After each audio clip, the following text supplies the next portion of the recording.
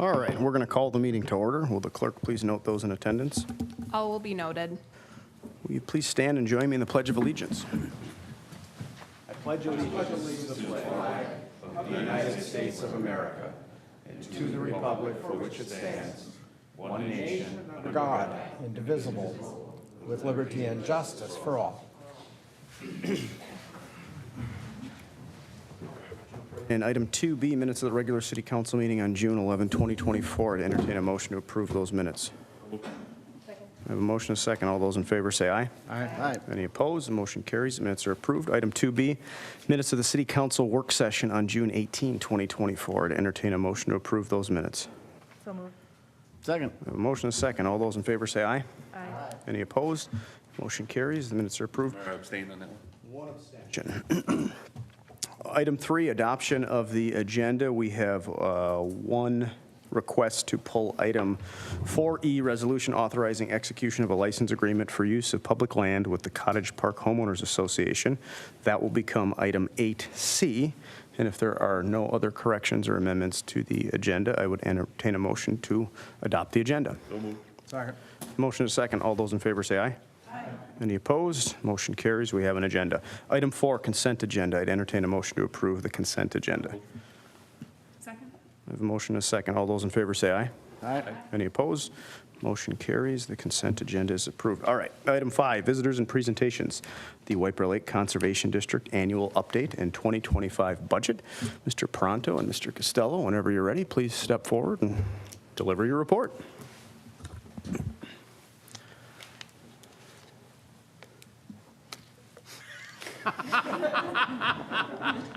Out to dry. Yeah, I'm Scott Costello, 2359 Joy Avenue, and I'm here with my colleague, Mike Paranto. We are your 2 representatives to the 10-member White Bear Lake Conservation District Board, and we like to stop by once a year to give you an update as to what we're doing, how we're spending the taxpayers' money, etc.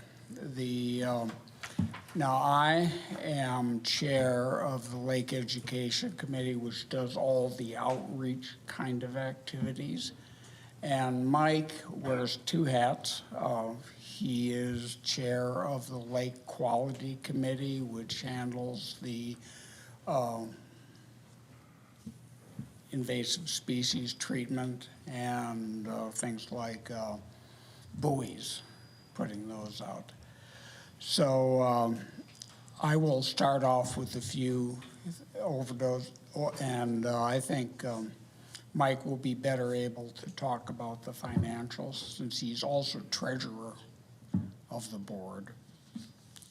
So in your packet, there's a bunch of documents. The first one is our 2023 annual report, which contains 26 bullet point items of all the things that we did in 2023. And you can sort of peruse that. There's a better summary of that in our insert in the Laker. What the Laker is a publication from Press Publications. And we pay, well, less than a couple $1,000s for it. We get 4 pages of our content in the first issue and 1 page in each of the subsequent issues throughout the year. And they do a very good job making it look nice, our content look nice. And what's really important to us is that they actually mail it to all the people who live on the lake. So that, which is one of our key constituent groups that we want to contact with on a regular basis. And in this 4-page insert of the Laker, it sort of summarizes these 26 bullet point items in a little bit different way. It talks about aquatic invasive species, the surveys we conduct, and then the treatments that follow. about the buoys we place, the reimbursement of the municipalities for swimmers' itch treatments, our contract with the Ramsey County Sheriff for extra patrols beyond what they would normally do. We work with the DNR Conservation Officer. And we, last year, we engaged a survey company to survey Commercial Bay to try to straighten out some of those boundary issues that we have there. And it goes on with a few other things. We updated the fee schedule to put a little more burden on the users rather than on the cities. And we did a number of things like that. If you have a chance, you can look at it and you can see all these other things. There's my wonderful article on buoys. So if you want to know where the buoys are, you can check that out. That's my highlight from my angle on the board. Do you have any questions on that? And I could call Mike up to talk about some of the specifics. No, I think we can hear from Mr. Paranto whenever he's ready. Thank you, Scott. Like Scott said, my name is Mike Paranto, and I'm your representative on the Conservation District. And in addition to what Scott said, we're doing the activities and such. We're also doing, this year, we put out bids and awarded to Blue Water Science a lake use study. The last time we did that was 2006. Lake's gone through a lot of changes since then, but now it's kind of coming back to a little bit more normal times, and we're really excited to do this. The survey is the lake use study is going to be a part of a survey. They'll ask questions like, what kind of boat do you have? Excuse me, what kind of boat do you have? What times of the day do you use the lake? What are your main uses of the lake? Skiing, tubing, pontooning, et cetera. Is there anything about other people using the lake that bothers you? Are you aware of the ordinances that the Conservation District has for lake use? Please comment on enforcement issues, if you think there's enough, too much. Do you think the lake is crowded? Do you ever feel unsafe on the lake? Done in a survey, and there's also exit surveys. How many hours were you on the lake today? How many visits do you make to White Bear each year? How far away do you live? Where do you park? What's your main activity? And a really good one, why did you choose White Bear Lake? Why did you choose White Bear Lake to come? That'll be an interesting one. There's also going to be boat counts during peak hours on the lake and off-peak hours. How many people are using the launch? How many people are coming out of the commercial docks? There'll be a shoreline inventory counting all the docks and all the boats completely around the lake. There's going to be an update of the fish inventory, aquatic plant inventory, water quality, zebra mussels, and lake levels. And it'll be done this fall, and it'll be on our website, or you'll get copies of it. It should be very interesting. It'll be a very good working tool to kind of work into our next project, which would be a lake management study.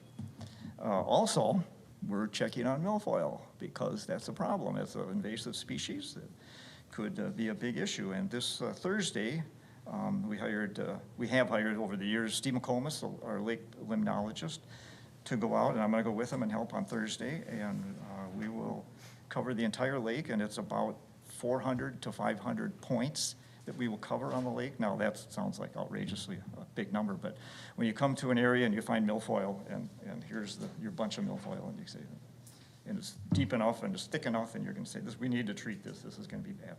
So you start in, and you just go from a waypoint at the beginning, and you go across it, and then you go over here, and you go over here, and you go over here. So you get maybe 4 or 5 points on one clump, and then you go to the next. And we will go to every spot that we've ever had milfoil on the lake. So it takes all day, but it's interesting, and it's what we have to do. And so I budgeted $15,000 for treatment, thinking that we would have a normal year, you know, snow, ice, the snow covers the ice, keeps the sun out, you know, not a lot of growth, everything like that. Well, I missed that by a lot. There was only ice on the lake for 51 days, and it was full growing season all year round. So when we go out there, because of that, We earmarked another $27,000 just in case, up to $27,000 just in case. So that'd be totally deficit spending. In fact, we had a lot of deficit spending this year, but we'll get to that. When that's done, we will treat it, and that'll be right after the 4th of July. And there'll be notices online, our website, there'll be notices in the areas that we treat. They'd have a little buoy that says, you know, this is what's happening. We'll use products that are not harmful to fish or people, so that they're all new products. So with all this money going out, with the survey and the Lake Use study and all of that, we changed one of our fees this year that we had promised to change, or at least look at every other year. In 2019, we changed our commercial slip fees from $60 to $75 per commercial slip or mooring. Now that's only for the commercial slips that are rented by the Yacht Club, Mataska Park, City Docks, VFW, Tallies, and White Bear Docks. Comes to about 540 some slips or moorings. We went from $75, now we would have, 2019, we would have gone up $25 maybe in 2 years, another $25 and so forth. We raised it to $125 a slip for 2025. It's not that much considering what we put into the lake, with your help, of course.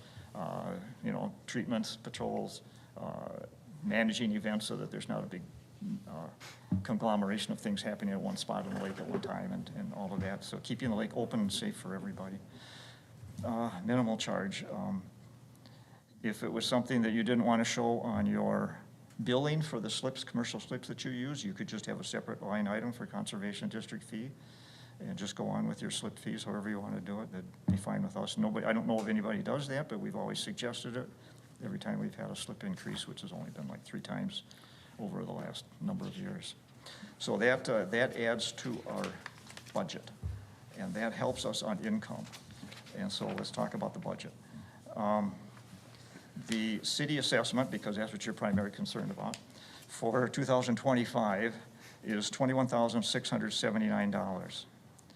The city assessment for this year, because we planned a huge deficit spending, which actually increased even more, to get our fund balance in line, we have a fund balance imposed limit of 1.5 to 2 times the budget, annual budget. So we were getting close to above that, a little bit above that, so we did a lot of deficit spending this year. So this year, your assessment was $13,000. The year in 2023, your assessment was $22,400. 2022, your assessment was $36,000. 2021, your assessment was $42,659. So we've been working hard to keep things in line. We've done some deficit spending to get our account balance in order. I think it'll be in good order this year. One of the things are planned for 2024 this year is to spend $55,000 out of reserves. Now, if we spend the additional $27,000 for milfoil, it'll be $82,000. Our average reserve is $252,000. If we spend all of that for milfoil, it comes down by $82,000. Leaves us with a fund balance of $170,000. Now, we need to have a fund balance because if there's an emergency or something comes up, especially if we get starry stonewort, I don't want to even talk about it. It's a terrible, terrible, terrible algae plant. The cost of getting rid of that is very expensive. And our goal is to always keep the lake safe and open for everybody. So coming forward to 2025, we will have a balanced budget. We have additional income from the slip fees, as I explained. Your assessment will be $21,000, and it's looking good. We want to try to keep a balanced budget going forward. One little factoid, which may or may not be interesting, is that we divide out how much that is per person. Per person, every person in the city of White Bear pays 88 cents towards the conservation district, if you want to divide what the assessment is by the population. If you lived in Delwood, it's $2.65. If you lived in Birchwood, it's $1.27. If you lived in both the Matamidi or the township, it's $1.04. So you got a bargain, maybe. You also have more people. Any questions? None for me on the budget. Do we have any questions from the council on budget or anything else? Councilmember Edberg. Thank you, Mr. Mayor. So I want to start with congratulations and kudos to both you and Mr. Costello. I read your minutes faithfully, and I know that you are regular in your attendance and participation in the Conservation District. Scott, I know you have a particular passion about education and the storm drain education contest, other aspects. Mr. Pronto, I know that I don't know if you enjoy going out on the lake on these research. I do. Well, that's good. I'm glad. Hopefully I'm out there there's. a lot. But I know that you are fastidious in your monitoring of lake levels, and I wouldn't be surprised if you'd be able to tell us what the lake level is today Yeah. or yesterday if you were asked. I forgot to mention this. Thank you for saying that. Lake level today is 922.79. When the ice went out, it was 921.97. So the lake has come up since ice out almost a foot, 11 inches and a fraction, a couple fractions.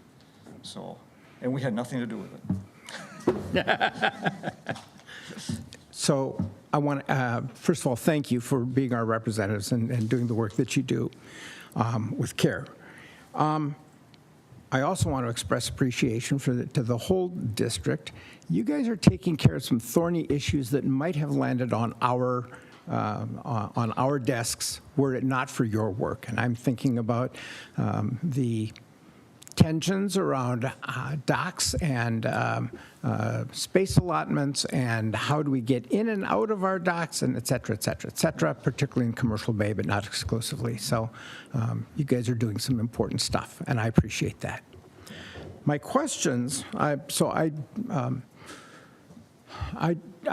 have looked over your financials and the budget material that was provided. I have no criticism whatsoever of what you spend your money on. I have no criticism of the study that you propose to do, the preparation for whether it's milfoil or, God forbid, that other little creature whose name we shall not mention. So please hear nothing in that. I look at your numbers, however, and I still look at your fund balance, and I agree that you need a fund balance. Your average yearly expenditure is about $104,000. Now, this year it's going to be up more, but you're carrying a fund balance of $250,000 as currently, and it was year-end last year about $223,000. Rough calculations. You're carrying 225% balance of your average annual expenditure, and you're not earning any interest on it. It's like your total interest earnings were about $800, and I'm just curious who you're getting your financial advice from, or your like $200,000 at a 5% CD, completely safe, is $10,000, and I'm just curious how you're managing funds, and since we are about 45% of, yes, we have more people, but we still pay historically about 40-something. Yeah, 43 exactly. Thank you, percent of the total budget. And so $10,000 of revenue is about $4,300 for us, and I know where I would spend that in the city. Others may have a different opinion. Yeah. So can you give us some insight on how you're managing and where that direction might go?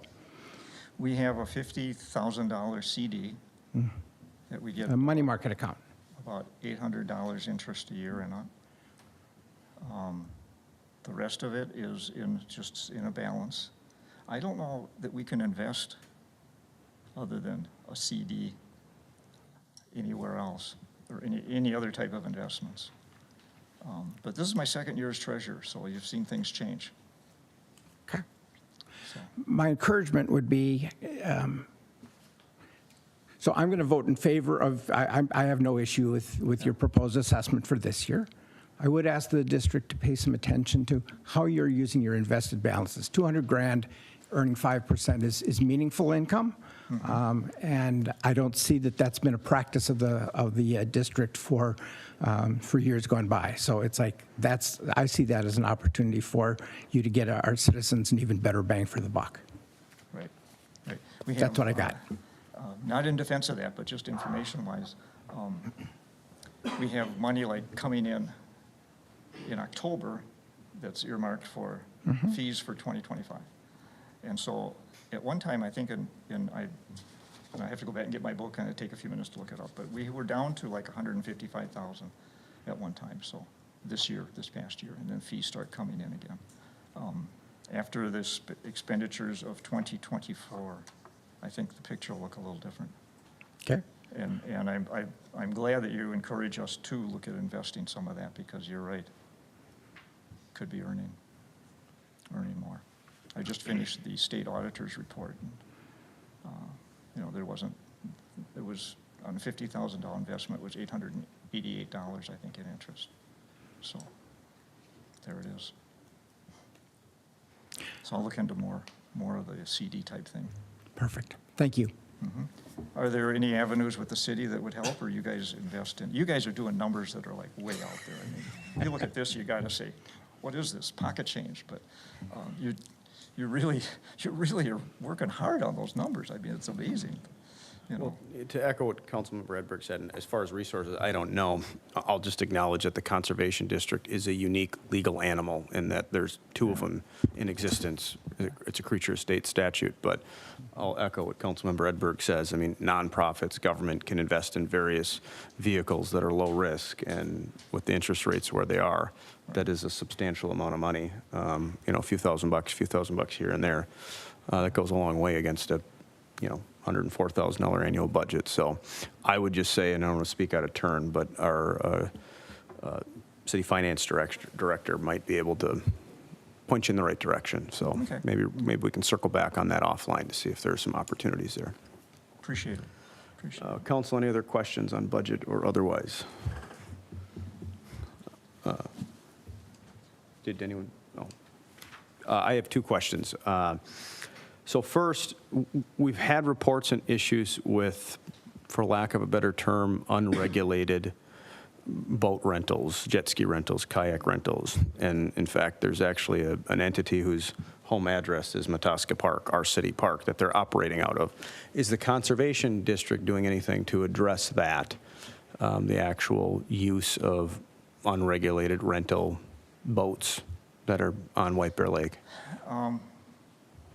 If they're renting a boat off-site, there's not a lot we can do about it. If they're renting them, like last year, they were using Mataska Park as their staging area and rental area, and I think even somebody had some kayaks and canoes on a trailer with a big sign and everything.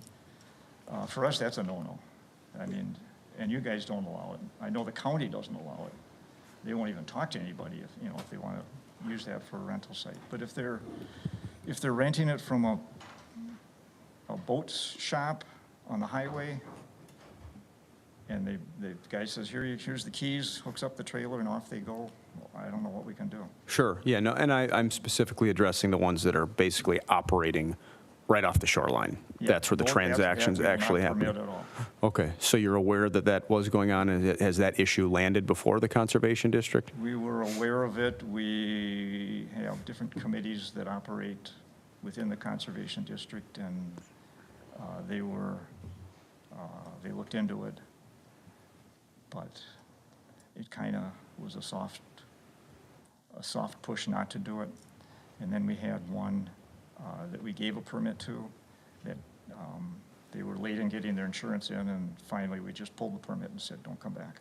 Okay, so there is a permitting mechanism with the Conservation District to Yes. do that? Absolutely a permit. Okay. Yeah, commercial permit, yes. Okay.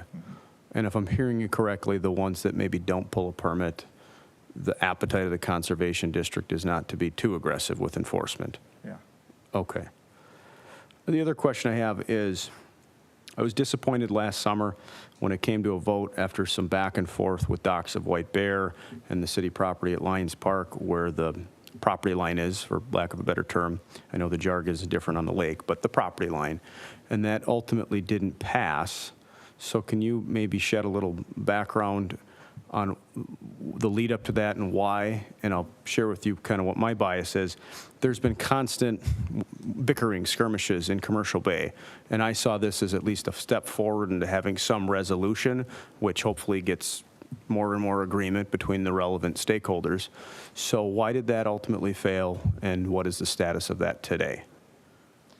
Rick, can you enlighten us? You met with Docks of White Bear to set that line and to double stake it so you could tell it for the future. We approved their permit based on that line, and I thought that that line was going to be memorialized somehow. Mayor and council members, that's correct. So to my knowledge, and actually Mr. Copy, I think, is working right now with Docks of White Bear to finalize that arrangement. But I think that's headed in the right direction, should be wrapped up here shortly. Mayor, members of the council, so that line, I'm going to, because it went through City Manager Crawford, the council entered into, or the city entered into an agreement with Docks of White Bear memorializing that line. We tried to meet a few weeks ago, but due to the weather, it's difficult to meet. But we have another meeting set up, and I'm going to, off the top of my head, say this Thursday, myself and one of our technicians who's a surveyor will go out and we will memorialize that line, put points on the ground that will be able to cite that line in to make sure that they are within their agreed upon ADUA, so that the city can utilize Lions Park as we wish as well. So. Okay. So that line is okay? Well, let me back up and address more of the meat and potatoes of this. Last summer, a great deal of work was done, and I didn't mean to put you on the spot, but I watched the Conservation District, and that the opportunity came for the Conservation District to approve that agreement, and it was voted down, and I didn't understand why that was the case. If the city of White Bear Lake and the relevant private property owner agrees where that line is, why the Conservation District wouldn't say, okay, that's good for us too. Well, there were, we had the area surveyed, as you well know, and you saw the surveys, and there were different property lines. One that would cut right across Docks of White Bear from Lions Park, which would basically cut off all their docks. And then there was the Docks of White Bear referenced a court case where you go to the center of the lake, and I'm sure you're all aware of all this Yeah, stuff. sure. And so we kind of asked the city and White Bear Docks, well, what's fair to both of you? And Lindy was in on that, and so we came up with the line. The reason I ask is that the line, because it was kind of between Docks of White Bear and the city to decide. Now, once that line is there, and we were under the impression that the permit we approved, that was the right line, that then we send that permit to the DNR, and then they are supposed to adjust their permits to it. So, like I say, if that's the right line, let's get it right. But I don't know. I assume it's the right line, but you were going to do the memorializing. Was there going to be a statement made or something put in writing to, I know that's what our attorney suggested should happen, and he would be willing to do it if the information was given to him to memorialize that line. Yeah, we had, with regard to that vote you're talking about, we had, Mike and I met with city staff the week before that vote. We discussed the different kind of lines, what worked, and Mr. Cowby came up with actually an excellent compromise to use the perpendicular to the tangent to the high water line. And we said, that looks good. Talk to Docks of White Bear, because it's our preference always to have the two parties work it out. By the time of the meeting, that meeting hadn't happened. So people on the board were not comfortable going forward claiming that line when it hadn't been discussed. And I can see that discussions are happening this year to memorialize that line. Then maybe my recollection was incorrect or fuzzy, and Mr. Copy, you can by all means correct me and say, no, you were incorrect. I thought it had been memorialized, and the attorneys had worked back and forth, and it hammered out an agreement, and we're ready to put pen to paper. Is that not correct? Mayor, members of the council, and I'm not going to recall exactly what date. I believe that has gone through council already, so that is memorialized. Both attorneys have gone through it, agreed upon it. It just never got put on the ground yet due to the weather this spring and the McGoldricks being out of town earlier this spring. So as we've set up a couple dates to meet out there to set the survey points on the ground, it's been raining or canceled in some way, shape, or form. But like I said, I believe it's later this week that we are scheduled to meet Mike McGoldrick out there to get those points in the ground and at least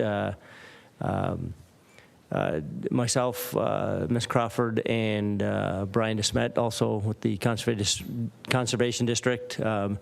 We're supposed to meet Mr. McGoldrick out there a couple weeks ago.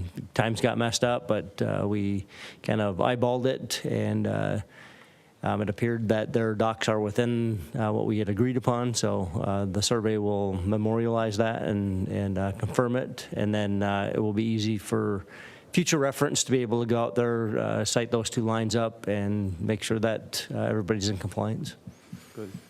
Thank you for that explanation. I guess to my point, it looks like we're moving in the right direction. My ask is, as you well know, the constant controversies that are down there, if there's agreement among any parties, that's a good thing. So that's a step in the right direction. So let me know if myself or city staff can do anything to assist or if you have questions. But I'm eager to get that memorialized and done so that we can have some legal parameters of who owns what and who has the right to what, which is something that has kind of been in question for a long time, and that hopefully will solve some of the controversies going forward if we can at least agree on that line. So beyond that, oh, go ahead if you had a follow-up. I was just going to say, last year we commissioned that survey, and that was the beginning of starting to know where things actually are. Mm-hmm. We have reviewed that with Mr. Calby and with the city staff and, with all of the marina operations. And hopefully, I would like to get it to the point where it becomes a whole lot more automatic, not all these arguments every year. So I think we're headed in the right direction. Good, good. That's good to hear. Thank you both for all the hard work that you do on the Conservation District and for the lake. I didn't mean to beat you up at the end, but that's an important thing to me, and I know we're going to get there. So keep up all the good work. And it sounds like, Mr. Paranto, you've got a long day ahead of you on Thursday, but it looks like the weather's going to be good. So enjoy that time on the lake and keep going. Sorry, someone else? If you don't mind, Mr. Mayor. Juba, sure. Thank you, Mr. Mayor. Mr. Pronto, Mr. Costello, I just wanted to point out and say thank you. I know there's been a ton of effort and emphasis on the administrative side of your operation over the last couple of years. Permit process, meeting dates, notifications, permit returns, all those types of things. And I just want to say that that's all improved 100% over the last couple of years, and you've done a lot of work, and it's much appreciated. Yeah, and we do want to thank our administrator, Sherry Howe, who's been on board a couple of years. She's really straightened a lot of things out. Yep, even us. And us, yeah. Is this done yet? Did you get this report done yet? It's due now. Taskmaster, for sure. All right, well, thank you again for the detailed report. We appreciate it. Thank you for your time. All right. Item 6, public hearing, nothing scheduled. Item 7, unfinished business, nothing scheduled. Item 8A, Ward 2 parking restrictions. Mr. Copy, whenever you're ready. All right, Mayor, members of the council, I'm just going to go through a brief summary of the last time we discussed at our last meeting on June 11th. Man, I'm ahead of myself. So we discussed this topic, the Ward 2 parking, at our last meeting. A couple of things that council directed staff to do. One is to consider and look at Moorhead Avenue between 11th and Highway 96. Secondly is to send out an invitation to the neighborhood for public comment. That would be heard tonight. So that was sent out immediately following that last council meeting. It went out on Friday, June 13th. We sent out 340 letters to the neighborhood, generally from Cook Avenue over to Lake Avenue. So kind of just including the entire area as well as that fringe area, just to make sure that those users or those that are close to it were also included. And I'll get to the comments and things that we've received so far as I go through my presentation. So just as a reminder, so the existing conditions, we have different no parking or no trailer parking as well as no parking in different areas in that area east of Stewart Avenue over to Lake Avenue. The primary review of this, I'll call it study, was really 8th through 11th Street. Oh, and then that. Is that something didn't go with this presentation. This is, I'm going to maybe go back. Can we reload the presentation, Callie? Maybe. I made some updates to it and they did not show up on here. I'm going to try to reload it here, just so we have all the current information on there.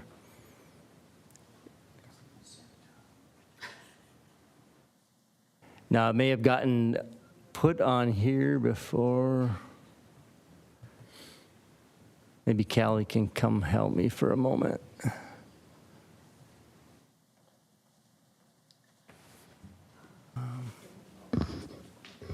What's that?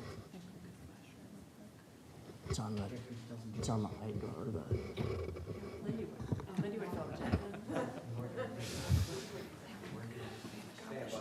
Technical difficulties.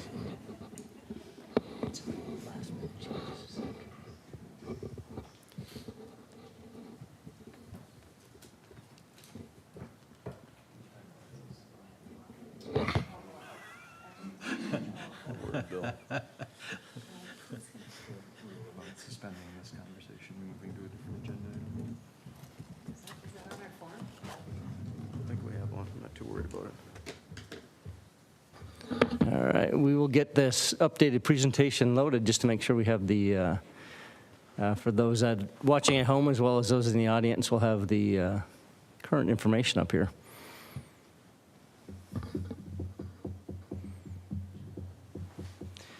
As that loads, again, I'll give a little bit of information. So in that area, the city has done quite a bit of reconstruction since the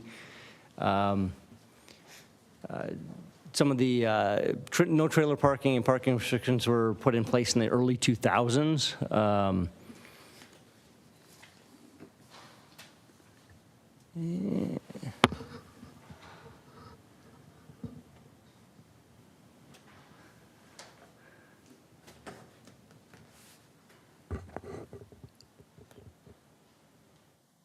We need the Jeopardy theme song, I think, here. Okay, there we go. Citywide, we got it.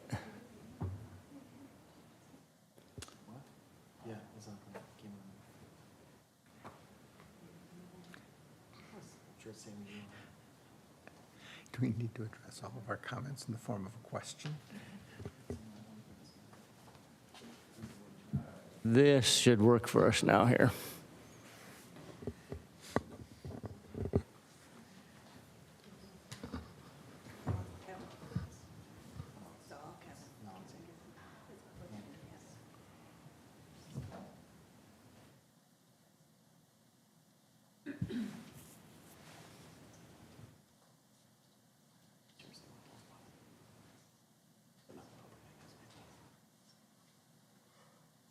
And get the little mouse to work, we'll be in good shape.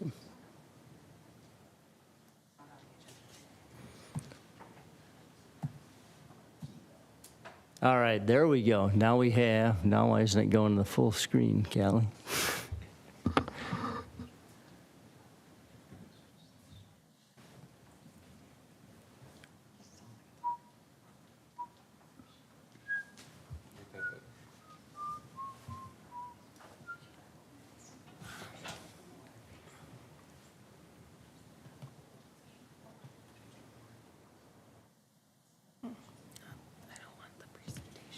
I think we can cobble through if it's not full screen. If we have the accurate presentation, we can see it.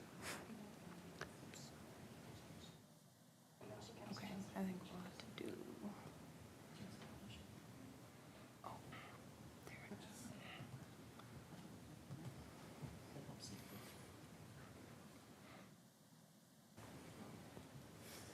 The rest of the screen.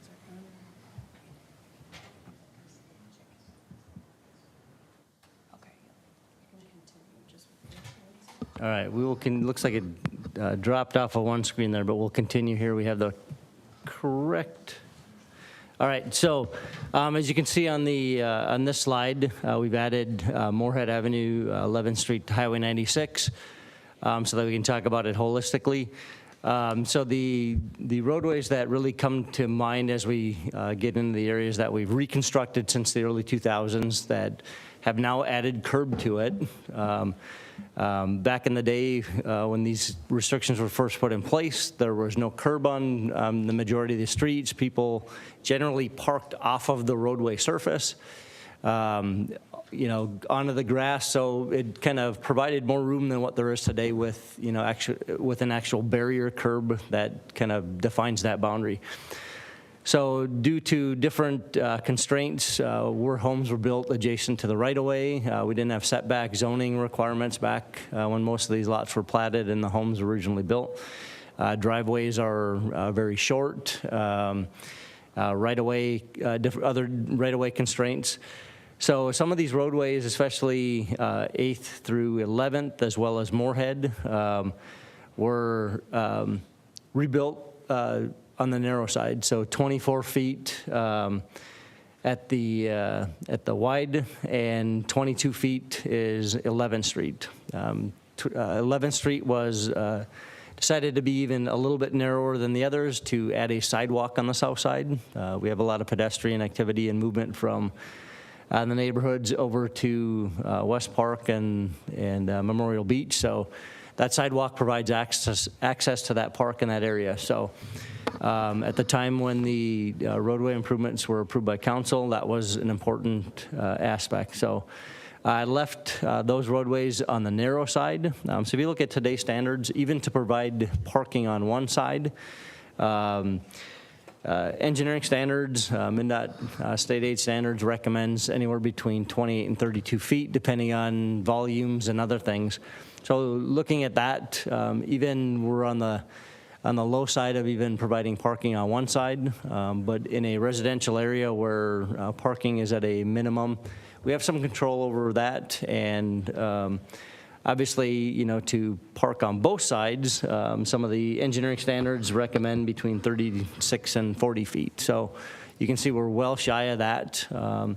And really what sparked a lot of this conversation leading us here to our last meeting as well as to, further discussion tonight is just some of the mobility, and it's a popular area.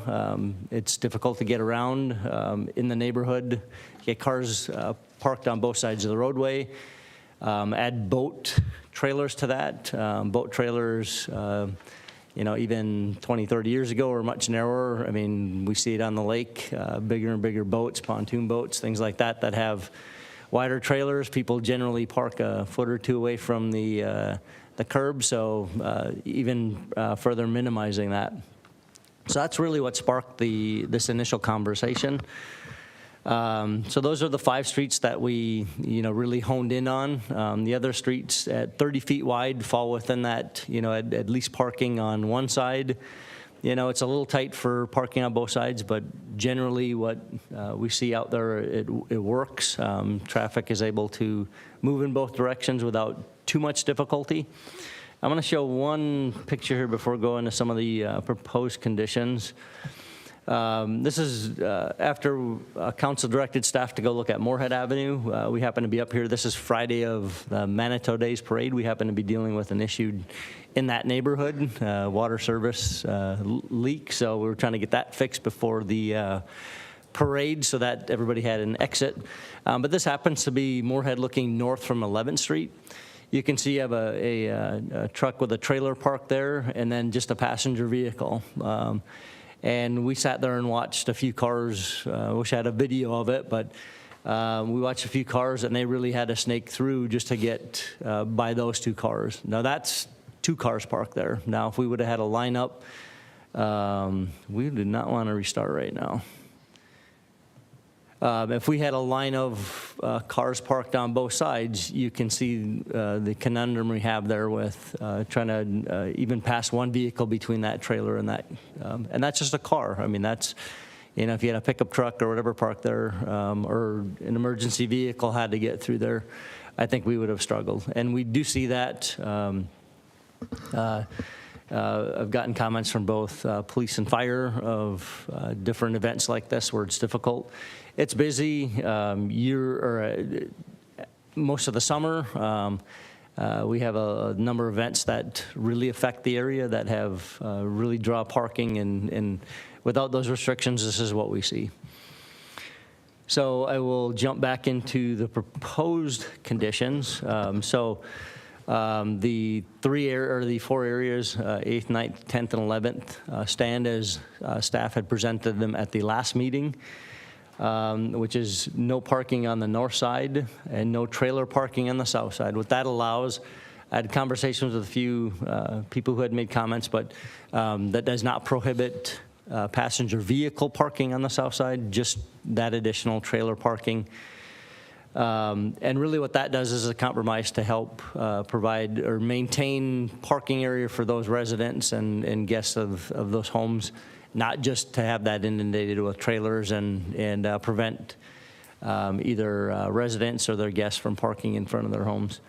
Moorhead Avenue was reviewed and looked at. There is currently no parking restrictions on Moorhead, and that was the picture I had just shown you. And you can see what, especially coming off of Highway 96, could be, if that's backed up. And as we were standing there watching that, there's probably a dozen cars that came through that area. So had that been backed up, it could have, caused problems back out to even Highway 96.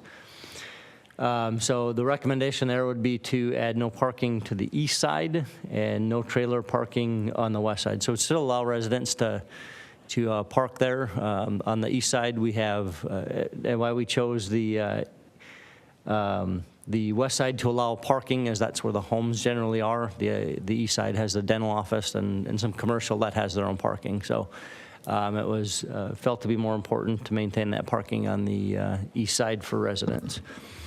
I will jump into a few comments that we received from through email.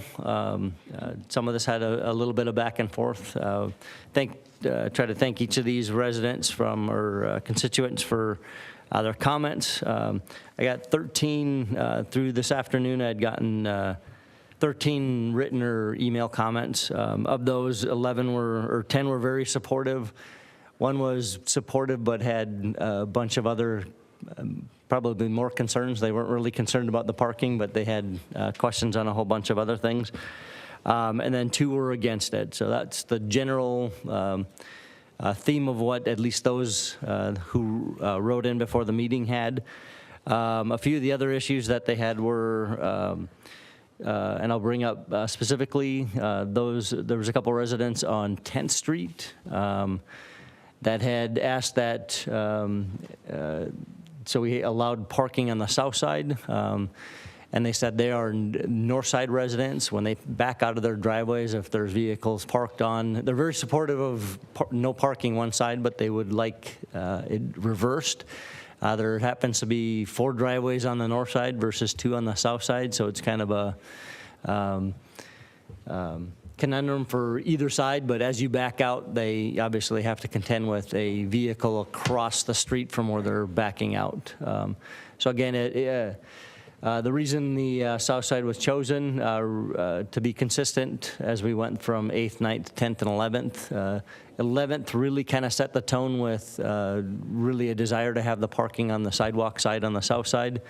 So generally to be consistent so that people that are driving through the neighborhoods find that pattern and are able to be reasonable. If the more we switch things up and not be consistent, the more people will drive around trying to figure things out. So it's just like if you go into a town that's got, one-way streets, it's generally every other. So this is a consistent pattern so that people can, as they drive through the area, can figure that pattern out and find that parking. So, so that was I'll call it the major comment that I got from those that supported it but had a little tweak. The 2 that were against it were just generally said, it's only a few days a year. Slating those events, Manitou Days, 4th of July, things like that, we can live with it for those few days a year. Some had come up with some comments about parking too close to intersections. There's some statute there. I don't have those out the top of my head, but you need to park so far back from an intersection or a stop sign. People always try to, if you leave a little bit of room at the intersection, someone will weasel their way in and park right up close. You'll see some areas that cities and areas will park, no parking here to intersection or no parking here to corner. That is an option. There would be a lot of those signs going in, but it's general law that you have to park so far back from an intersection. The other one is there's some inconsistency in stop signs in the area. Stop signs have been added here and there, and there are a few that are off pattern that can make it confusing in that area. Some have been added, and that was another comment out there. So that was the general consensus of the comments that I received so far. But kind of moving on, I guess, and it's not going to advance on me now. We're having all kinds of issues with this. Oh, there we go. So next up, and it's not an official public hearing, but council asked that, again, we invite the public to either through writing or calls or to attend the meeting tonight to consider any public comment. And then following any public comment, to consider adopting a resolution approving those parking restrictions within your council packet. So I'd be happy to entertain any council questions and then move forward with any public comment. We're going to hold off on the questions. I'd like to hear from residents. Now, as Mr. Copy said, this is not an official public hearing, but the will of the council a couple weeks ago was we want to hear from you. It's your neighborhood, and we want to know what's going on day to day. You see that. So I only have one name on my official sign-up sheet. That does not mean that you can't speak if you'd like to. When you do, please state your name and address for the record and share whatever comments you might have. So I'll kick things off with the one name I do have on the list, and then if folks want to come in after that, they can. So I have a Steve Goranson at 4927 Moorhead. Mr. Mayor, Council, Mr. Coffey, thank you. I am one of the two letters that is not in favor. Marcia and I have lived in the neighborhood for 32 years now, and believe me, nobody in our neighborhood takes for granted what we have there. It's just the greatest place on earth. But not always. Some days it's a little crowded. Some days there's people driving through the neighborhood a little too fast on their way to the park.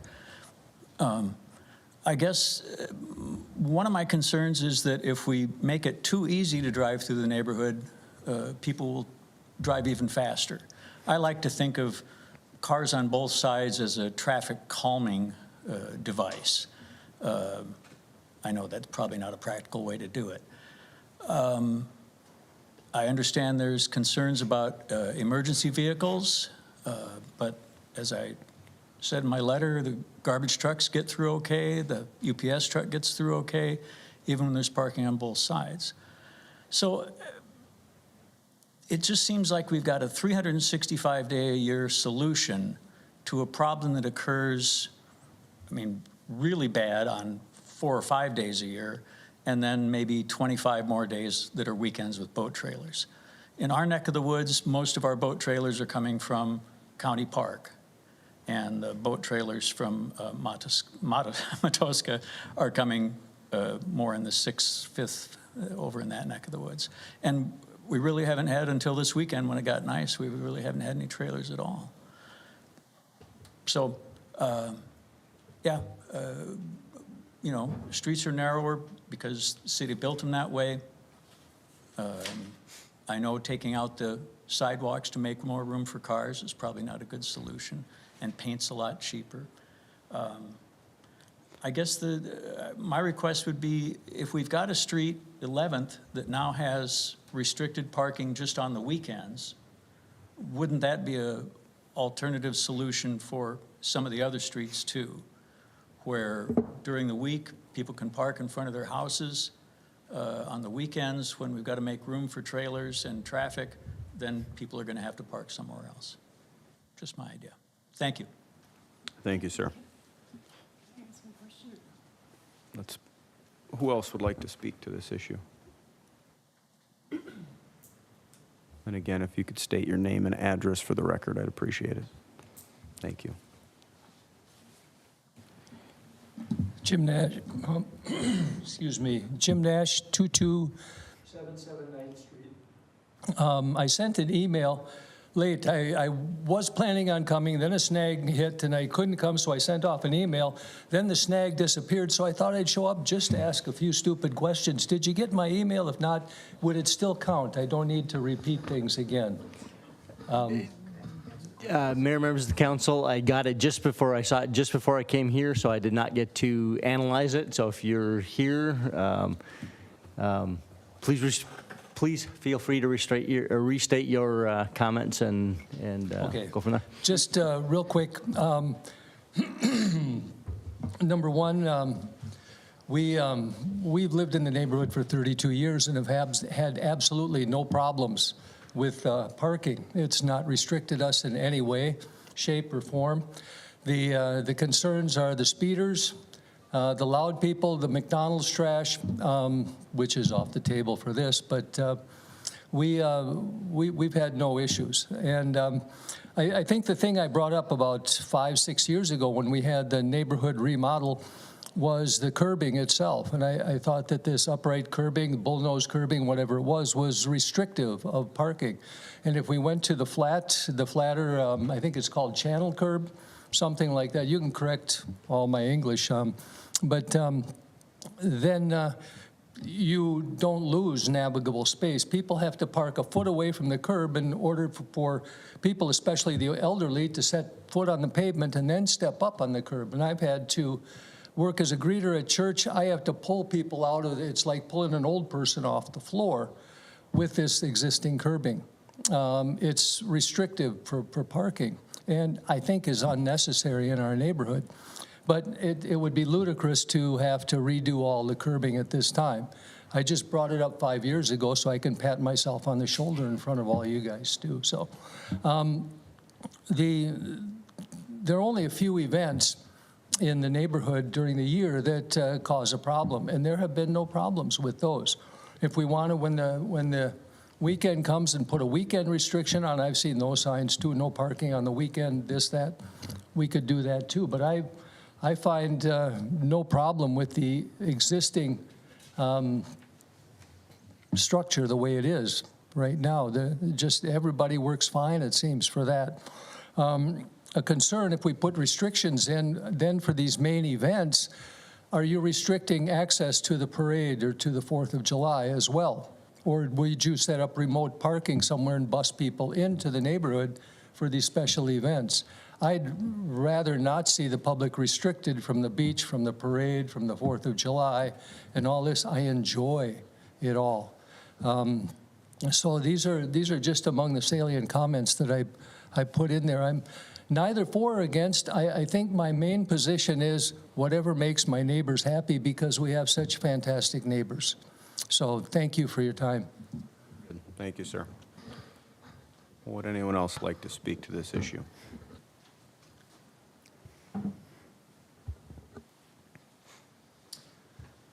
Christopher Hughes, 4984 Stewart Avenue, and I walk down 11th Street typically multiple times per day. And as mentioned before, it is primarily a peak demand problem. It's not an everyday problem. 11th Street gets much more parking than, say, 9th or the other streets that you're talking about, and Moorhead, especially on the weekends. So on a nice weekend, it's pretty much tied to the weather. There's overflow traffic from Ramsey County Beach, and the boat trailers come there. And they do block, I mean, especially if they park on both sides of Moorhead, it does create a traffic problem. And they park on Stewart, of course, in front of my house, which is fine, but they park so close, so you end up with traffic parked on 11th Street and traffic parked directly up to the intersection on Stewart makes it visibility extremely difficult, and it's dangerous to, I really can't get out of the neighborhood on a busy weekend. It's very difficult just because visibility is impossible with boat trailers on all the way down 11th and also on Stewart. However, I do hear the concerns of the people who spoke earlier in that people want to come enjoy the lake, and the boat trailers are going to park somewhere. So if you restrict them from this neighborhood, they're still going to, it's like water, it will find a spot. So the boat trailers are going to they will show up in some other neighborhood, or they will show up all the way down Stewart or on the other streets that you don't restrict. I can guarantee that. The parking lot is going to fill up, and the people are going to find a spot to put them, or you will have a lot of enforcement on your hands on the weekend. I don't know, currently it seems like there's very little traffic parking type infraction enforcement. So if you're going to pass this, you're going to have to be prepared to step up enforcement a great deal, because the boat trailers will still come. Hopefully everyone can enjoy the neighborhood. We can find a way to just get rid of the most egregious problems on the peak days and not have something in place 365 days a year, because it's really not needed. Thank you. Would anyone else like to speak to this issue? All right. Thank you all for your comments. Why don't we start with questions for Mr. Copy? I just have one, then I'll kick it to council for questions. On 11th Street, it currently has the Saturday, Sunday restriction.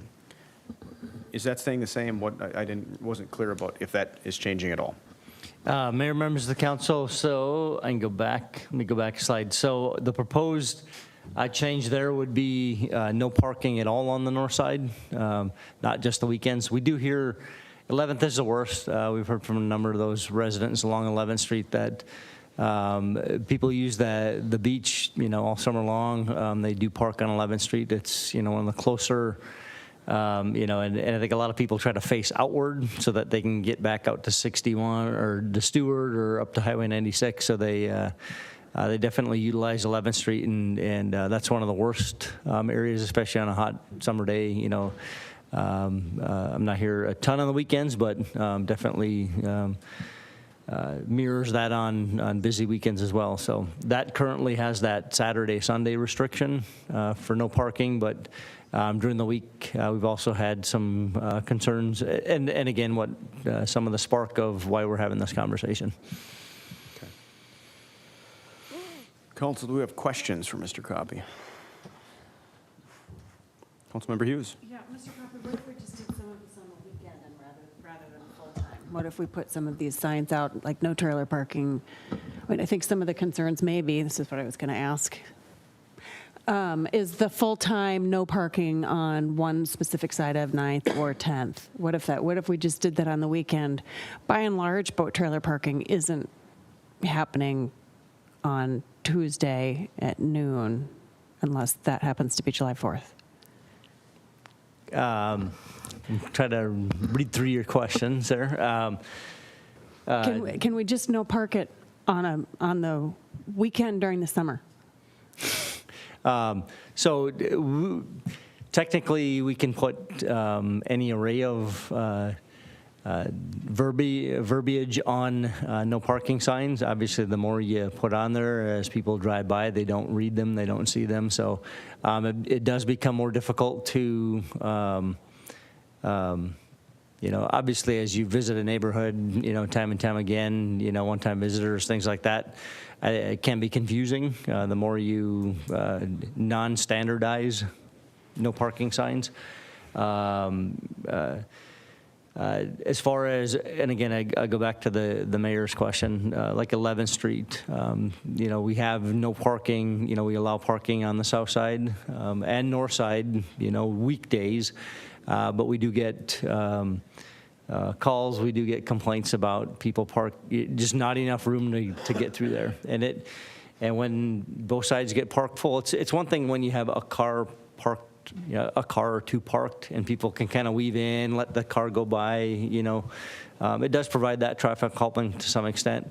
But on busier events, days, weekends, it can back traffic up. You get this nose to nose, who's, kind of play chicken, who's gonna, and you could get halfway down a block and there's nowhere for anybody to go pull over because parking's solid on both sides. And that backs then traffic up to adjacent streets. So that's really the, and then, 11th is really what drove the entire conversation. And then as we looked at widths of all the streets and kind of put them on a map and holistically looked at them, that 24 versus 22 feet isn't all that much different. And then you compare, once you get down to 7th Street and you're 30 feet wide, it seems to work. If you have cars parked, we went out there, we looked at it,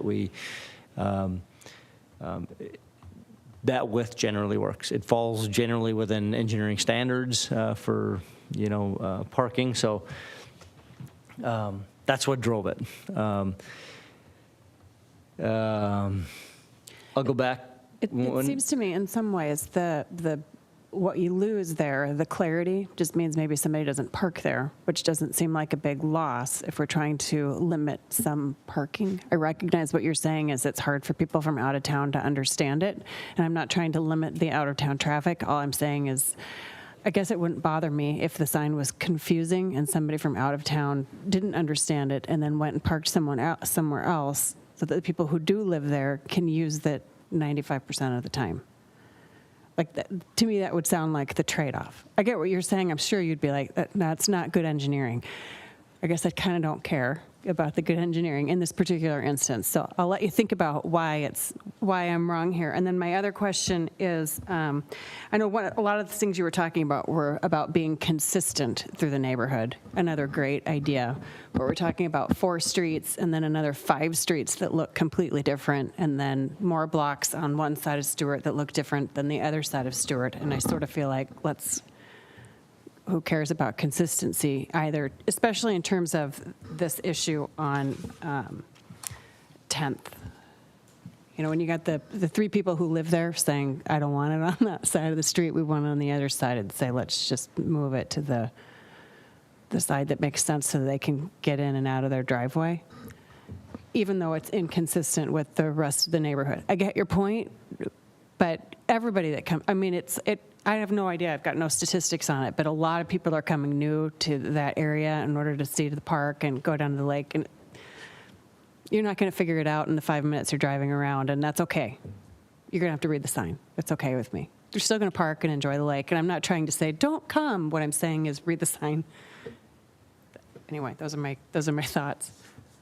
Mayor, members of the council, I'll answer one of your questions anyways. The 10th Street, there are driveways on the other side. So had we proposed it the other way, I don't know if we would have heard from the other side, the residents from the other side saying the same thing. So it's kind of, when you're forced to choose no parking one side, oftentimes when I've done this in the past, you propose it one way and you'll get those that will come out and say, I want to be able to park on my side of the street. And you say, okay, I'm going to flip-flop it. We're going to move it to the other side. Then all of a sudden the other people come out, So it depends on which way you propose it is who's going to comment on it. Okay. That being said, I don't know if and again, it's 2 versus 4. We chose it based on consistency, again, from an engineering standard standpoint. Definitely could be flip-flopped, and you'd affect 2 versus 4 residents in that same scenario.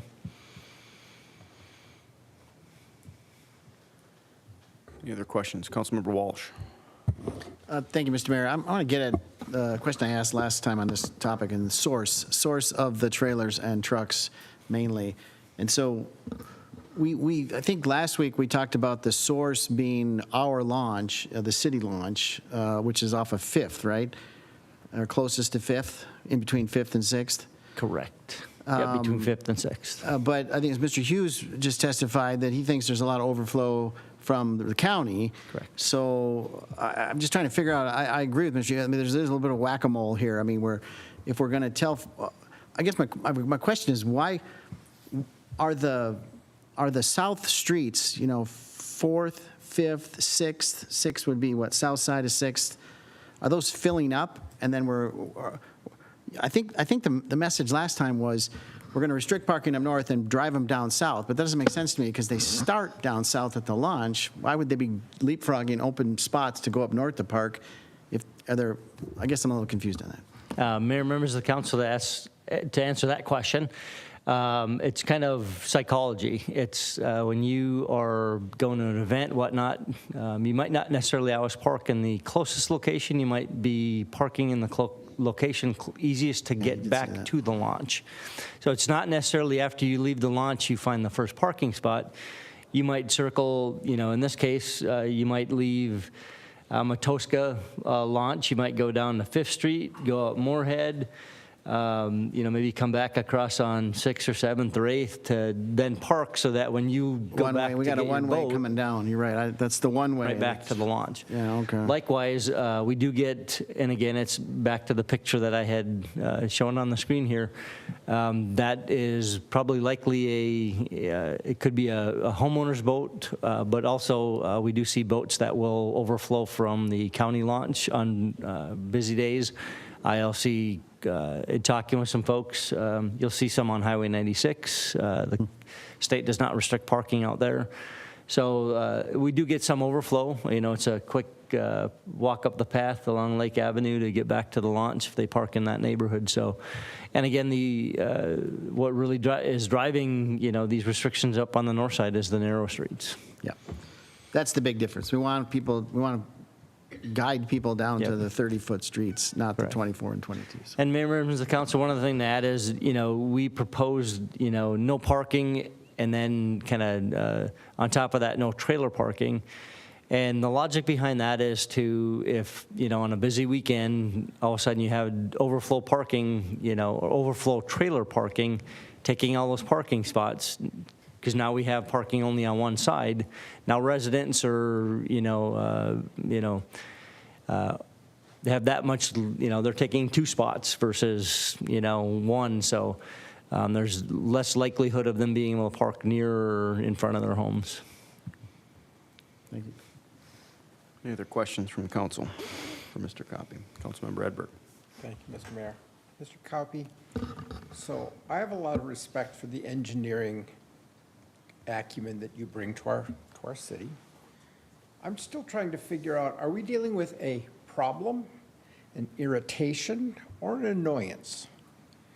Do we have any data that says we have this number of vehicle accidents, damaged vehicles, run-ins, whatevers, human-vehicle interactions that result in some form of medical treatment, existences of fires or life-threatening injuries where ambulances or police vehicles can't get through and in a timely manner. Are we doing this because we get some phone calls now and then, and we're trying to address what, yes, is at least an annoyance, or are we dealing with a genuine problem? Because I'm hearing from the residents, okay, and it's mixed, but it's like they're saying, and in the letters it's also mixed, we can deal with it, we can live with it. How do you describe it? Are we acting proactively because it's good and we're trying to prevent something, or because we have a stated and long history of issue? Mayor, members of the council, to answer the engineering side of the question, obviously engineering standards, they morph, they are currently updated, they're based on, we look at, so we use standardized documents throughout the country. We use one that's called the Manual of Uniform Traffic Control Devices, where and when and how to put stop signs in, how wide to make streets. And they're periodically adjusted based on, current practice, current conditions, current vehicle sizes. I mentioned years ago that, or at our last meeting that years ago, cars were much smaller than they are today. You know, the pickup trucks, the whatnot. You know, I collect all cars, and I have a 1949 versus my 2017. They're drastic. I could fit one inside the other. You know, so things have drastically changed over time with street designs and whatnot. So that being said, you know, like I mentioned earlier in my presentation, that if you look at, you know, for to follow engineering standards to park on one side of the road, and depending on, and there's some factors that go into with traffic volume, speed, what you can kind of live with. You know, you're 28 to 32 feet wide for parking on one side of the road. To allow parking on both sides of the road, they recommend between 36 and 40 feet wide. You know, to safely park two vehicles, past two vehicles. Obviously, there's engineering room in between there, and I think we fall there. You know, that 24 feet wide doesn't quite meet the standards for even parking on one side. But I think from looking at the neighborhood, the need for residents to have on-street parking, you know, with shorter driveways, things like that, it makes sense to maintain it. So that's from the engineering side of it. I will mention that, you know, and again, tonight we had, you know, those that spoke were generally the folks that were against or neutral for it. You know, I mentioned that, you know, the 10 that emailed in were included in your packet were, you know, highly supportive of it. You know, supportive to very supportive of parking restrictions in the neighborhood. So we heard from, you know, some here tonight. We didn't, you know, none of the ones that were extremely supportive of it didn't show up tonight to actually speak, but they did provide their comments that were provided to council. So, you know, that's from an engineering standpoint, my 2 cents.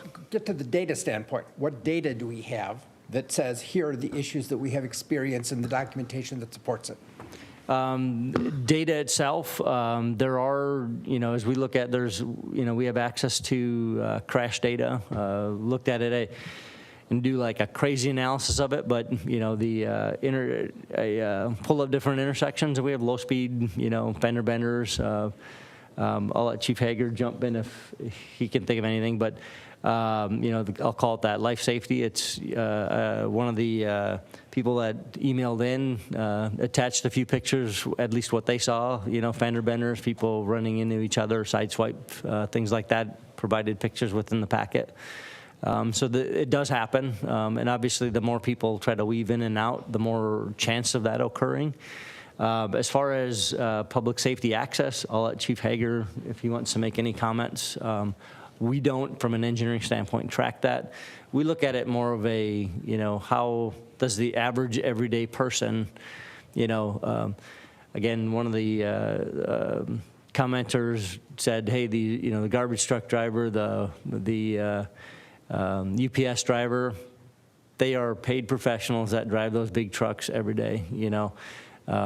Through all kinds of traffic. You know, the average, it amazes me every day what kind of fender benders and things the average person, you know, distracted on phones, things like that, are running into, and the accidents that they're in, so.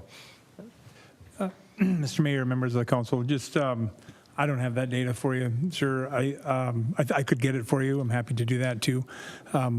Not much different than Mr. Coppy said about kind of some low-speed fender benders is all I can have, just kind of anecdotally. We don't, you know, when you think about, is it an issue to get, you know, emergency vehicles through neighborhoods like that, through streets like that, it's never a problem until it's a problem, right? And when it's a problem, it's a big problem that they can't get through. And then, you know, we just look at it from a perspective of, I kind of come from an emergency management background, so we kind of look at it from a perspective of, did we do everything we could to mitigate that future problem that may never happen? And if we didn't, did we have a, you know, compelling enough reason to stray from kind of the engineering best practices or standards? So again, I don't have that data for you tonight as far as crash data, but I could find it. Well, Mr. Mayor, just on that point, I mean, it's a relatively new situation because of the redesign of the streets and the curb, we put the curbs in. So I mean, it's relatively new. I mean, you're looking for data historically, probably 4 or 5 years is all, not even 4 or 5 years. When did we do the? 2018. Okay, so 5 years, yeah, 5, 6 years, yeah. So. Any other questions? Let me kick things off with my comments. I'll start by saying, first, I support this solution, but I don't claim that it's the end-all, be-all, nor do I claim that it has to be forever. I think there is an issue, and I base that on historically frequenting that area a lot, and then spending 45 minutes this afternoon from about 5:45 to 6:30 just kind of observing, and I was quite frankly shocked at a couple places that I parked where people just recognized me and came out and wanted to talk to me. And nobody said, don't do this. They said, we've got a problem. I was fortunate enough to find a full-size pickup truck parked on 9th Street, and I parked my full-size pickup truck opposite from it and was actually troubled by how little room was there. Now, I know that that might not be 24/7. I get that. But if you look at the size of emergency vehicles, I actually, in the 10 minutes that I was parked in that one location and talking to 2 of the neighbors, 3 cars passed through. I kid you not, one person literally approached the vehicles and scratched their head, wondering how they were going to sneak their minivan through. I mean, it is tight. It's very, very tight. I'm actually less concerned about the events because the parade, maybe nights of Market Fest, when you live down there, you know it's going to be crazy, and that's a couple nights out of the year. But this was a Tuesday night where I saw people starting to use the trails, fill up, and utilize the area. And I recognize that we've kind of become a victim of our own success. It's a really, really popular spot. And that's beyond people that just live in White Bear Lake. They drive here and they use the trails. And I don't want to dissuade people from coming here. I don't want to make it difficult to park. But none of those folks voted for me, and none of those folks are paying taxes in White Bear. I don't mean all of them, but a lot of people we know anecdotally that are coming from different municipalities. So I take very seriously the residents that live there that say there's a concern, just as I take seriously those that are saying, hey, we don't really see a problem. That's a fair comment. This is one of those situations where you're never going to make everybody happy. But the reality is those streets are really, really narrow, and I'd like to try this. I'd like to see how it goes. I'd like to give it a couple of seasons. And I'd be happy as can be if we never actually have to run an ambulance or a fire truck through there. But if we do, I don't know if I could have that on my conscience that we sat here tonight and said, let's just roll with it when a minivan or a mid-sized car can barely sneak through, and that's a very high probability that could happen if we need to send emergency units through there. So I want to try it. That's ultimately where I come down on it. I will note that the comments that I got, the phone calls, the emails, were overwhelmingly in favor of it, in favor of doing this. Sure, a couple people that were opposed. That's always how these things are. And no offense to the folks that showed up tonight, but you're more apt to show up to something that you oppose and say, I don't want this, than you are to say, I'm in favor of it. That's just kind of a reality on this or any other issue. So for all of those reasons, I support this. I would urge the council to pass this. And by all means, let's circle back in a year or two, and hopefully engineering can have some data. I want to hear from residents again, and maybe we say, the residents in droves say either we still had boat trailers and it was still a pain, this didn't really do it, or, we kind of like it. We can always adjust. I mean, that's, I think, what's important for everybody to remember. Change is never fun for anybody, but if you're presented with evidence that says maybe we ought to try something new, and we think it could serve as a positive, I think it's worth trying. So that's where I ultimately come down on this. And for the guy who doesn't vote, I'll now kick it to the council for the folks to debate and decide what it is they'd like to do with this issue. Council, we have a resolution before us. Councilmember Walsh. Thank you, Mr. Mayor. I'm not going to move the resolution yet, but I agree. I'm supportive of what's in front of us. I'm struggling with the 10th Street north-south decision. I'm sort of leaning towards picking the 4 over the 2, just because we heard from them and they spoke up. I could go either way. I mean, that's kind of where I'm at on the entire proposal.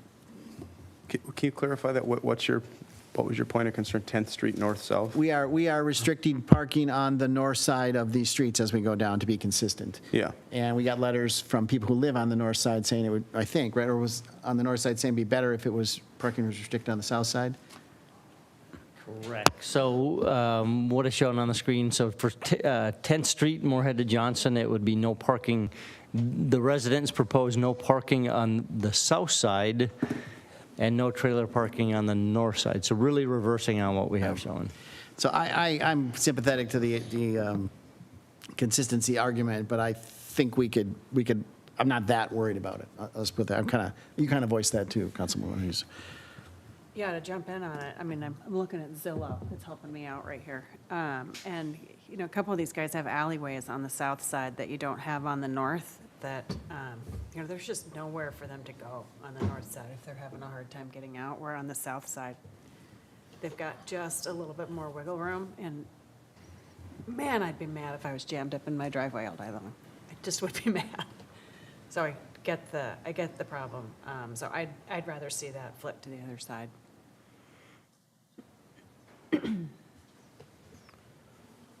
Any other thoughts? Councilmember Edberg, sorry to leave you hanging there. Your hand was up for a while. You haven't.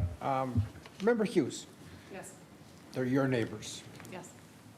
What's your take on what works, what's needed, what works? I've heard what you're saying on 10th, but from the standpoint, do we have an issue that rises to the level that action is required? Is this an appropriate action?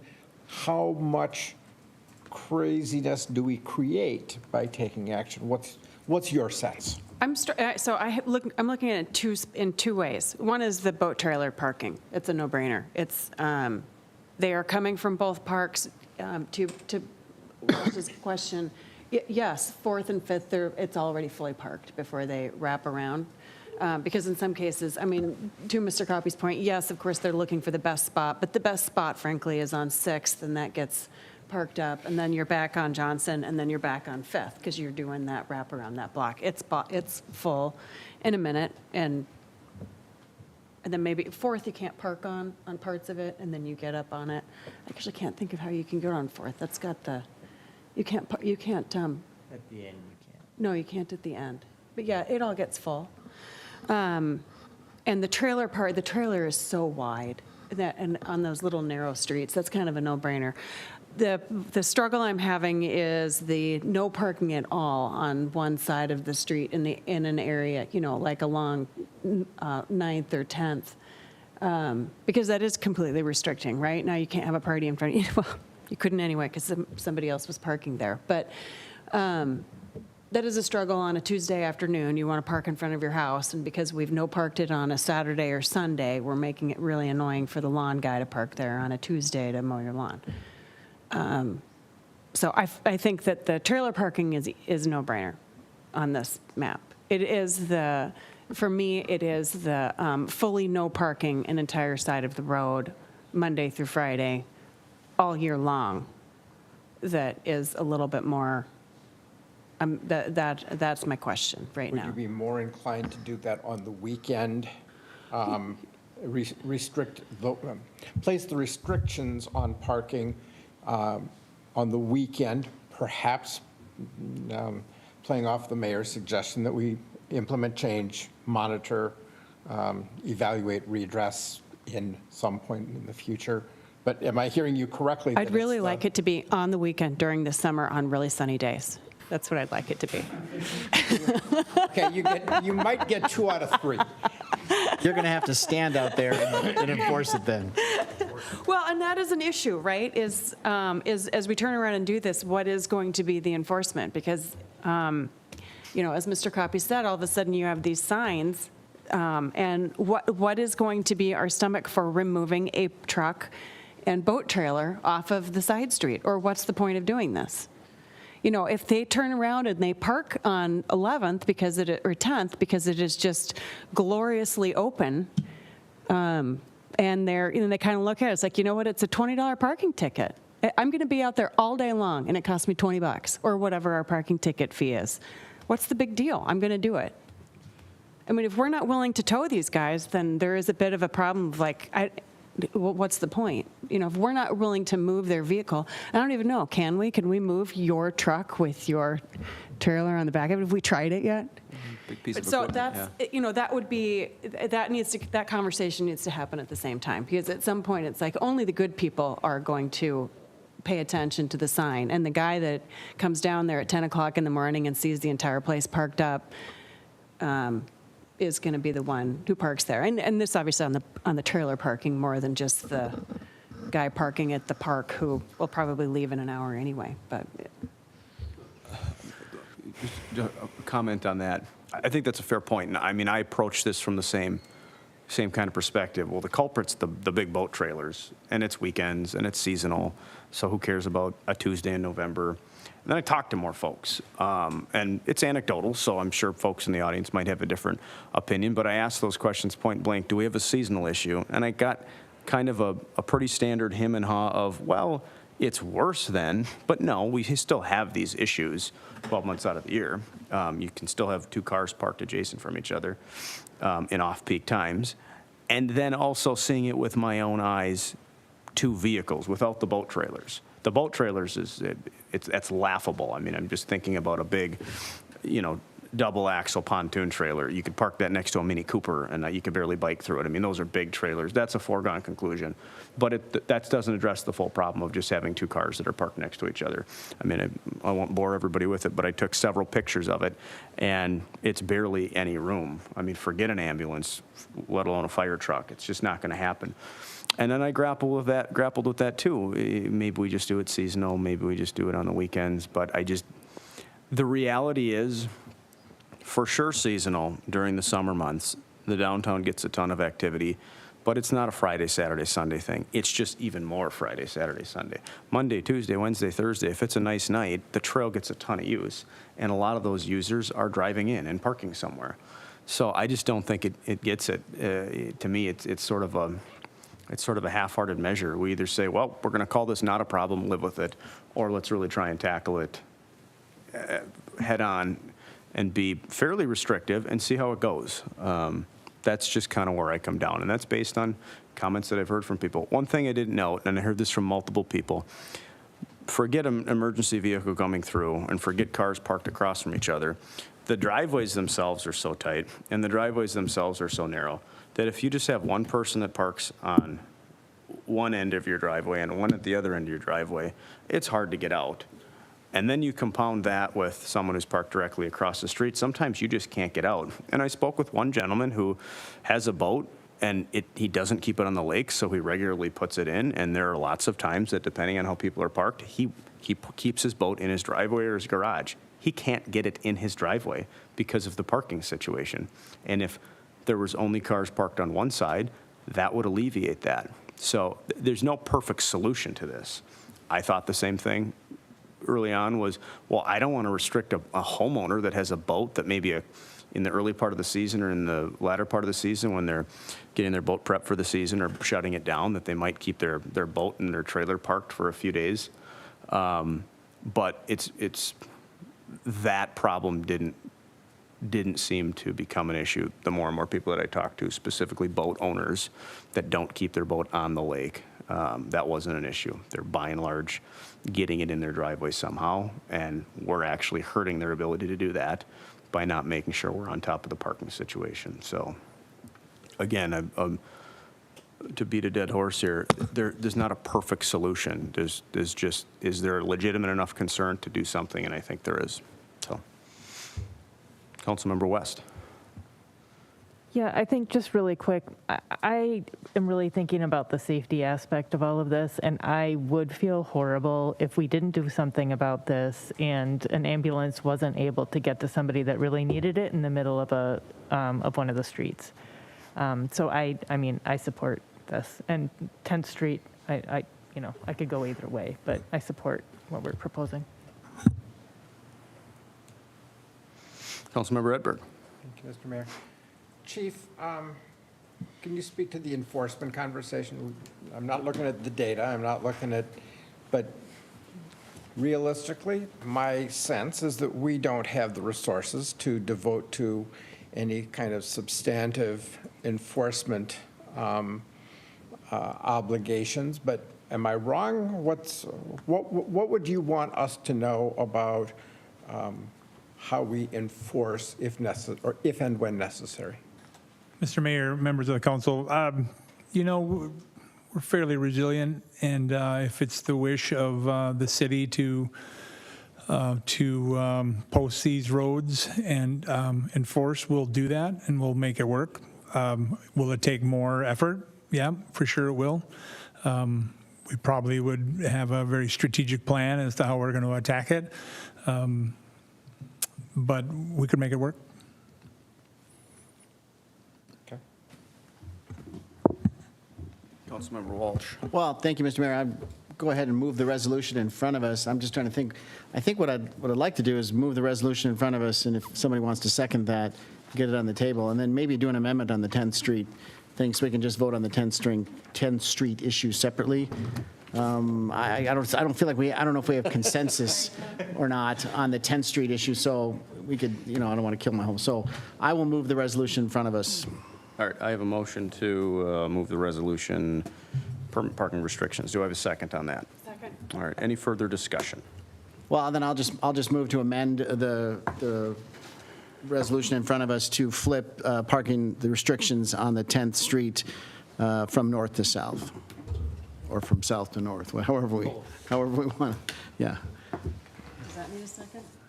Yes, it's an amendment. You would need a second. All right, I have a motion and a second to amend that. And To so flip this 10th is just, Street from no parking on the north side to no parking on the south side. and then trailers would go, the trailer restriction would flip as well. There's Right. no trailer parking at all over there. Okay. Mayor, members of the council, so 10th Street, so as I have it up on the screen, so as Councilmember Walsh is trying to explain, no parking, complete no parking would be, or complete parking restrictions would be on the south side, and then no trailer parking on the north side. So it's flipping what is in the resolution Yeah, and for 10th Street.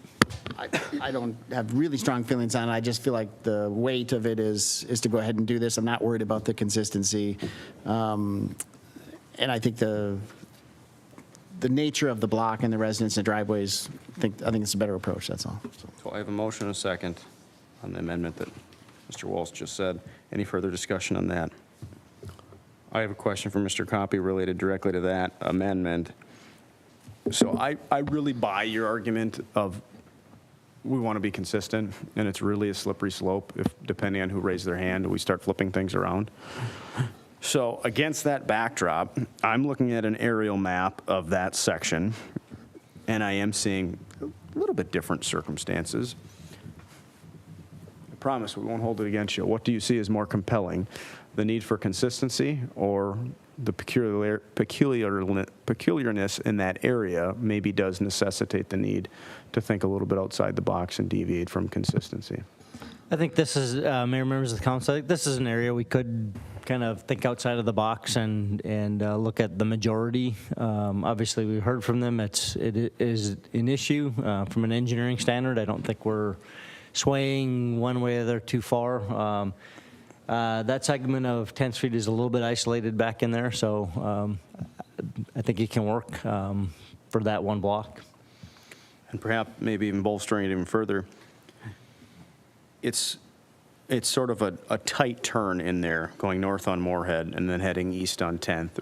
And it seems to me, I want your opinion from an engineering standpoint, if we change it to no parking on the south side, you take a lot of the visibility issues Correct. of people making that turn headed east. Does that sound like a fair statement? Mayor, members of the council, very good observation.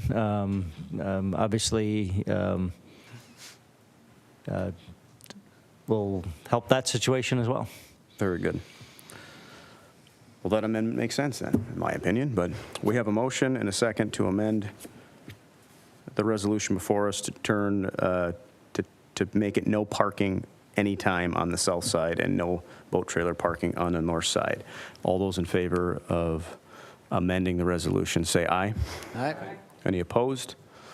Motion carries. The resolution is amended. So we have a motion, a second before us for the resolution as amended. Any further discussion on this?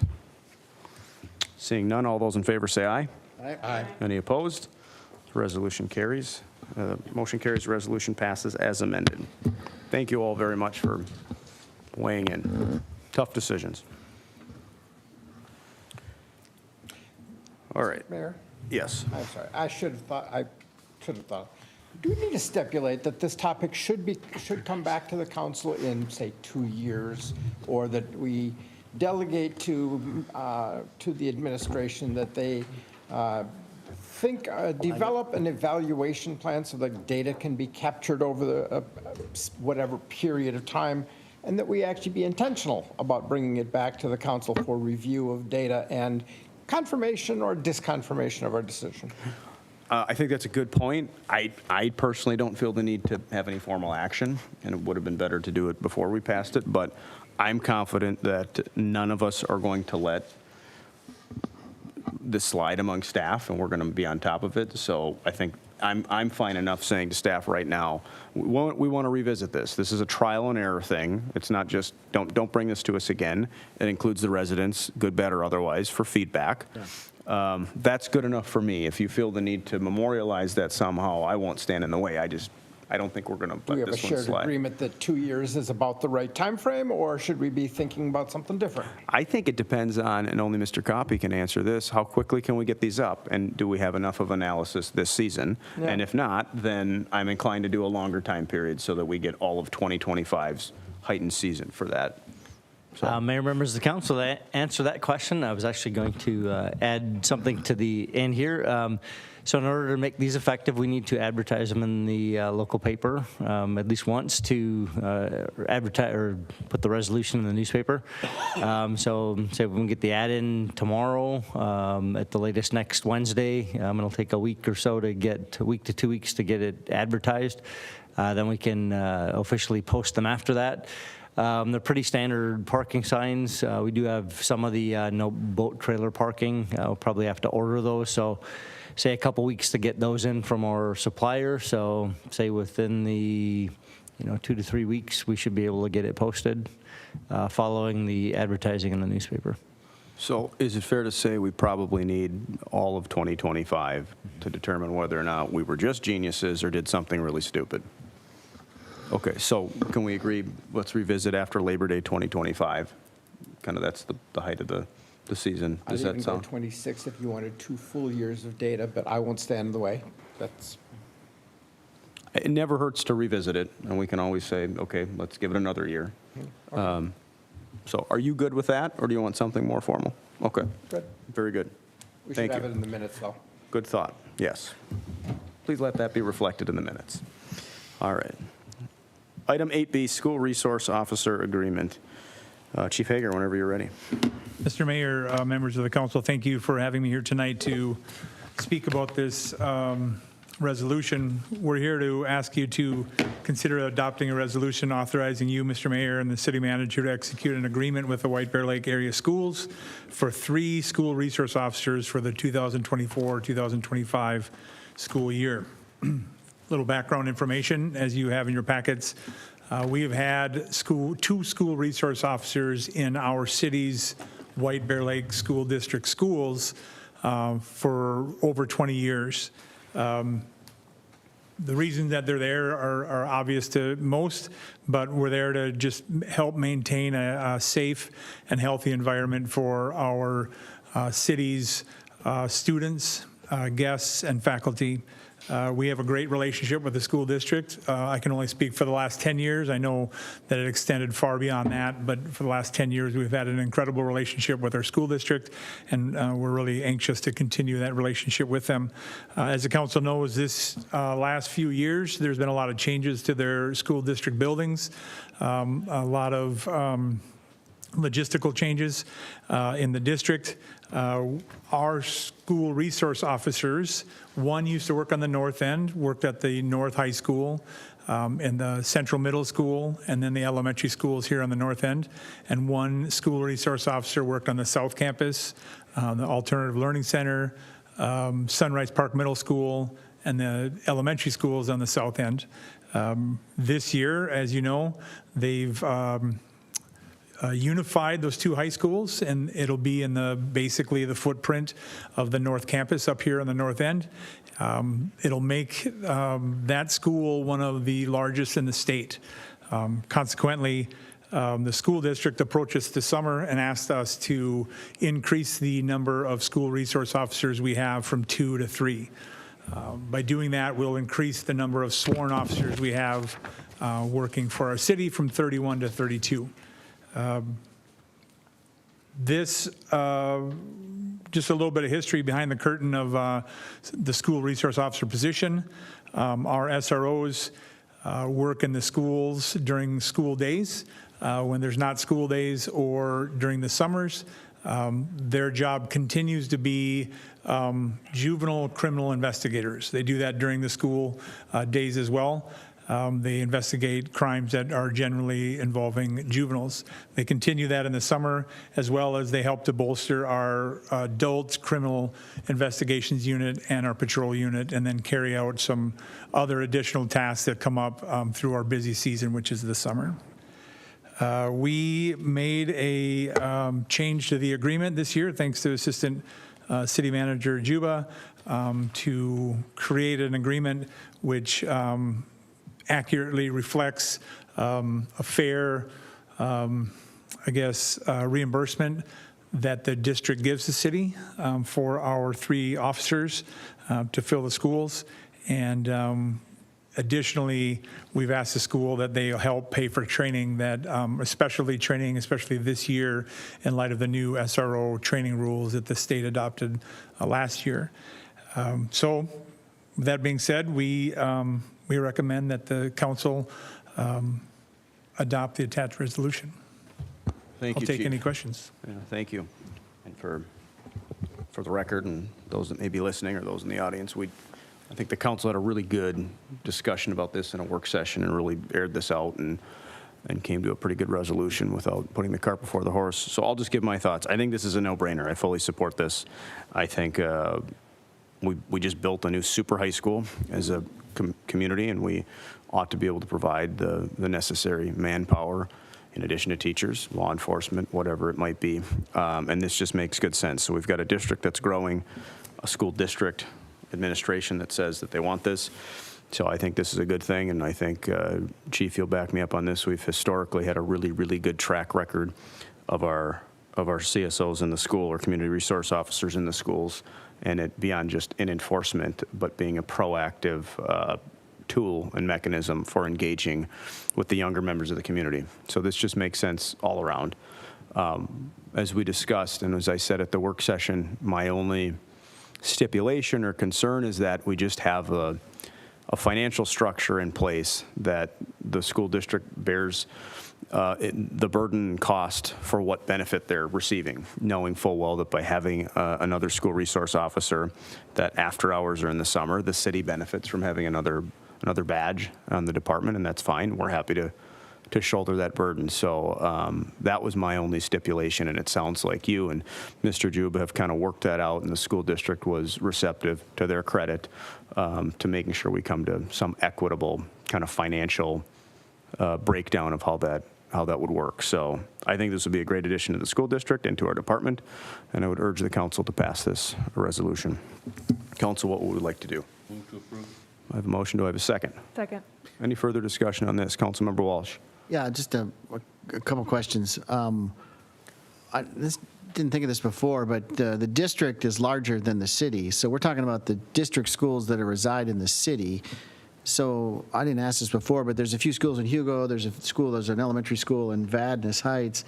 Are those sheriff supporting, or are we just sort of, we're not really covering that necessarily, or how does that work? How do you view that? Mr. Mayor, members of the council, that's completely accurate. We have nothing to do with the schools that are outside the cities of White Bear Lake, and if there were in Gem Lake, we'd cover those as well. But no, we don't respond to those schools. The sheriff's office does have a SRO program, and they do cover the schools that are in close proximity to White Bear Lake, but outside of our city limits. And then my other question is just on the hiring side.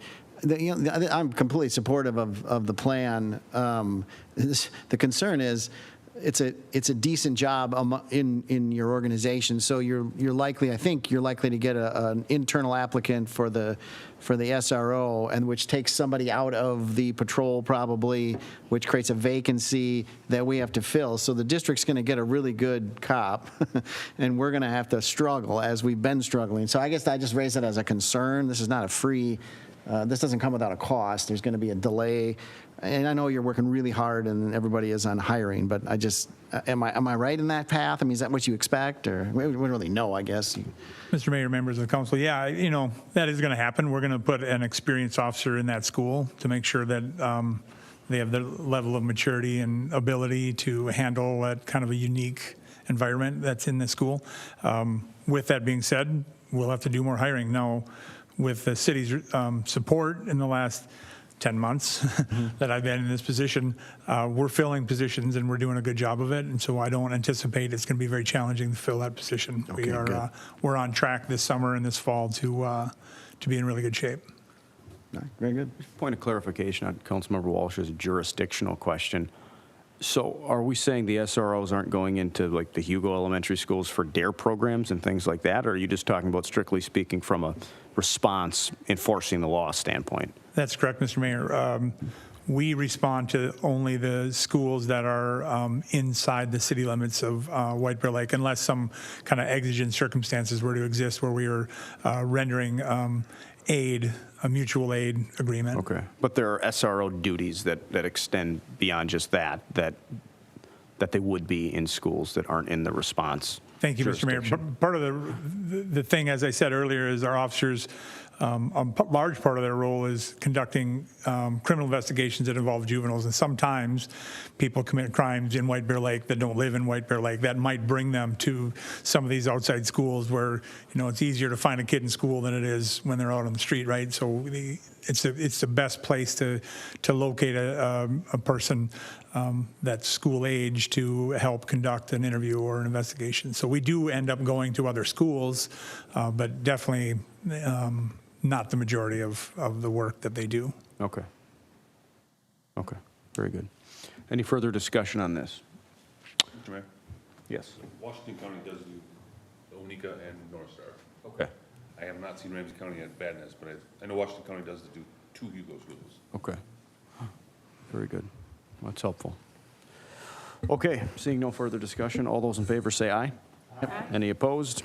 Motion passes, and the resolution approving the school resource officer agreement is approved. Thank you, Chief. All right, item 8C, the resolution authorizing execution of a license agreement for use of public land with the Cottage Park Homeowners Association. Mr. Juba, are you taking this? I will, Mr. Mayor. Thank you, and thank you, council members. Good evening. Staff is recommending the City Council authorize the mayor and city manager to execute a license agreement with the Cottage Park Homeowners Association to maintain existing improvements and continue using 3 strips of land in the Cottage Park neighborhood, which reside between Cottage Park Road and White Bear Lake. So they are riparian strips of land. So a little bit of history. These lots were originally in the township and were tax forfeited.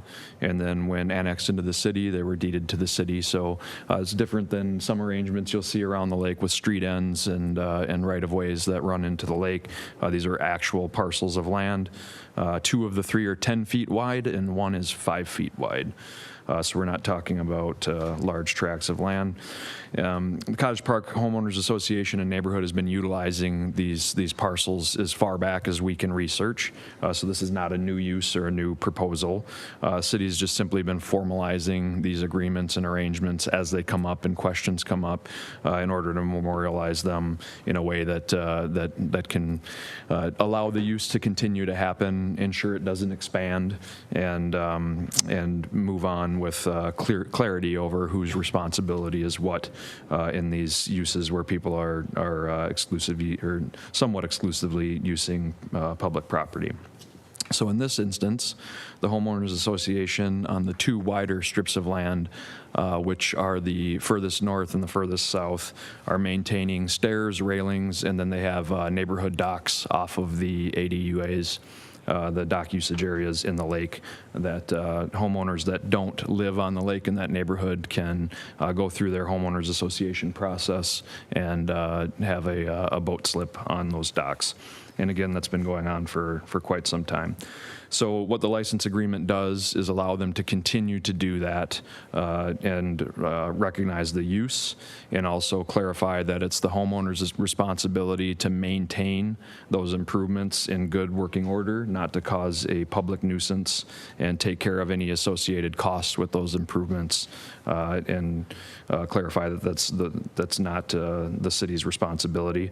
It also restricts them from expanding or changing the use. So what it is today, they can't decide to do something completely different with those strips of land under the agreement.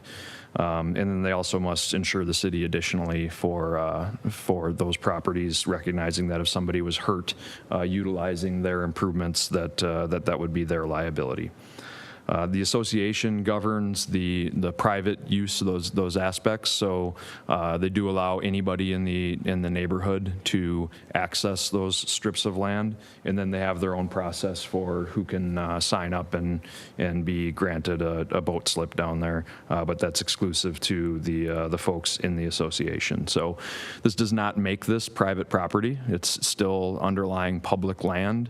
We're allowing private improvements to continue on that land, and ensuring again that they don't expand or change over the course of time. And again, I think you recently saw another one of these for a scoreboard at Podvin Park. That was another agreement that had been reached a long time ago, and the Youth Football Association had installed those. When they came to replace them, there was a lot of questions over who owned it, whose responsibility it was, so on and so forth. And so this tool, which was originally developed and drafted by Kennedy and Graven's office, has been useful in recognizing some of these relationships. And so we've used it a few times, and I think there'll be a few more yet to come as we get through more and more of these situations. So thank you. Mr. Juba, is it fair to say that there wasn't a controversy here? It historically has kind of done its thing, and it's been like that for a long time. But as a prudent housekeeping matter and being proactive, this licensing agreement needs to be put in place so that, one, knowing that there's a private benefit, that there's not public money or city money going to fund a relatively small private benefit, and then two, perhaps more importantly, to shore up what our legal exposure is for having an area that we don't control, having improvements on it. Is that a fair characterization?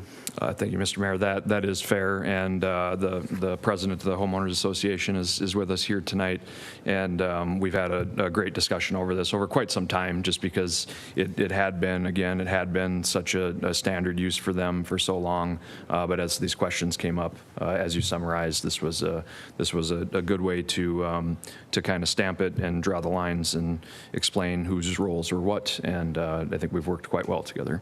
Very good. Council, any thoughts on this? Councilmember Walsh. Well, thank you, Mr. Mayor. I'm just thinking out loud because it's in front of us, but what is the state purpose, if I speak legally? What's the state purpose for the city owning the land? I mean, and is the homeowners association a legal entity that could even take that over and own it themselves? And I'm just brainstorming. I'm just asking the question. I'm not proposing anything, but this license. I support this agreement. It recognizes the current use. That's gone back a long way. Why do we need to continue to own the land? Thank you, Councilmember Walsh, Mayor and members of the council. We could definitely go through and further research what the purpose would be in the city continuing to own the land. We certainly have not utilized it as a city, advertised it for public use, or maintained it for that sake since we took ownership of it. So we could definitely discuss with the homeowners association if that was the will of the council to further investigate offloading the property, and then also obviously work with the city attorney's office to make sure that can be done appropriately. I mean, you might argue that it gets rid of a liability. I mean, I don't know. Maybe my imagination's too. I don't know. And I think just to add to that too, I think we have a street end at the far south on this map. I'm not sure, I don't remember what exactly, but in that bay, we have a street end with access to the lake that we could put a dock in if we wanted to. I'm just saying, the city owns that as well, so. You guys are all looking like I'm crazy. I think we do. Mayor, council members, Councilmember Walsh, we'd have to look at that one. I'm not certain, I'm not familiar with that piece of property. I don't think it's on this map, but if you kept going east here, follow that along to the street, what's the street that comes straight to the neighborhood from South Shore Boulevard? If you take that street end into the lake, I think that is an access that the city owns. No, not McKnight, way. Lakeview? Lakeview, straight into the lake. Well, there's Lakeview Park right there. Is that where you're looking? Well, yeah, it's sort of, it says it's a park. It's really not a park. It's just, there's nothing there. But I'm just saying, that's an option, but. Members of the council, we do have if it's Lakeview Park you're talking about, yes, we do have one parcel right at that intersection of Lakeview. So we do have a park, we do have a dock there, we do have kayak racks. Oh, okay, I didn't know, I realized. That's not one of the parcels that's subject to this agreement. No, I'm just saying, in the context of brainstorming, Sure, and do we okay. need these, we have this, if we wanted to do something in that bay, that's all I'm saying, so. Gotcha. I support this resolution, and I think we should just get an agreement in place, but it's not a bad agree. question. Why own something if it's so small that it really has a very narrow purpose that the homeowners immediately around that area would have? I would suspect that the economics may not work out for selling it, but I think that's something to keep in mind in the future. I'm not opposed to that if done correctly. Councilmember Edberg. Thank you, Mr. Mayor. So, Mr. Juba, thank you for your additional information that was not in our packet and I didn't have access to, but it's good. I'm not surprised that that kind of thinking was done. I have two levels of thought about this. And the first one is about the specific parcels in the agreement itself. The second one is about how we frame the authority of the council in resolutions. So let me deal with the first one. So I am not opposed to a licensing agreement. I'm not opposed to some variation on this, perhaps exactly this. But there were four things that I thought about that it's like I'd at least like to would welcome feedback from the council if there is any. So number one, yes, we are formalizing a longstanding arrangement. Are we creating a built-in advantage through restricted access to a selected group of people, the homeowners association? And what is our obligation to the rest of the residents of the city? How do we balance our obligations? Access to the lake has value. I don't think this is deeded access that creates a deeded increased value to members of the association, but there's something in there, and I'm just kind of trying to figure out what are we doing and who are we doing it for, and who are we not allowing to participate? So kind of concept number one. Concept number two, this at one time was taxable property. It was tax forfeited. So there's a value there. Are we getting, is the public, is the city getting a reasonable return in some way for this now exclusive access that we are giving? And whether that's financial, whether it's in the form of services, maintenance, et cetera, maybe those are sufficient. Maybe it's de minimis, I don't know. But the thought of, okay, there was an economic value to this. How should we think about economic value that's being transferred? The third one is, what obligations are we imposing on the HOA? That if we're going to provide this restricted access, now some of them were listed here and they weren't listed in the material. This is a good start. I'm not aware of any issues within the HOA that have, where they have been particularly onerous or obnoxious, but what if one of the neighbors got on the wrong side of the HOA and they couldn't have access. The board says you folks don't know how to party well and you can't use the access to the lake.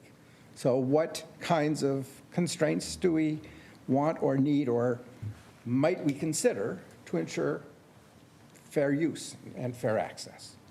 And the last one was, so I'm completely in agreement that there is not sufficient parking that we can advertise this as a public amenity. Totally on board with that. Does that mean we shouldn't allow walkers who might be walking along the Sather Trail and cut off on Lakeview and go down to the lake and they cannot have access? Or bikers? And are we intentional about that, or are we slumping into what has evolved over time into a pattern of practice? Now, I don't have a sticking point on any of those, but there were enough of them that struck me as, how should we think about this? Because as the mayor, Mr. Juhan, noted, we're using this licensing agreement with greater frequency, and so these conversations recur or will recur the next time we deal with this, because this is not the only set of properties that we have in this state where we have these kinds of conversations to be anticipated. Let me put a bow tie on that for the moment and just say those were the things that I thought of for these little pieces of property. Let me go to the second piece. I'd like to contrast. Mayor, would you like me to stop there? No, I'm just making a lot of notes. I've got strong opinions on all these points, but Great. please, you might as well get it all on the table. No. All right. So I'd like to contrast the authority. When we pass a resolution, the council is using its authority and delegating authority to management to take care of certain things. With the delegation of authority comes accountability. And I found the "therefore be it resolved" phrase in this resolution to be really vague. It just said, we authorize the city manager, essentially, to have a licensing agreement. If we look at the resolution that we passed moments ago for the SROs, we were specific. We had the resolution named a dollar amount. It named the number of individuals. It had conditions that described the nature of the agreement that we were authorizing. All right? I'm satisfied with that.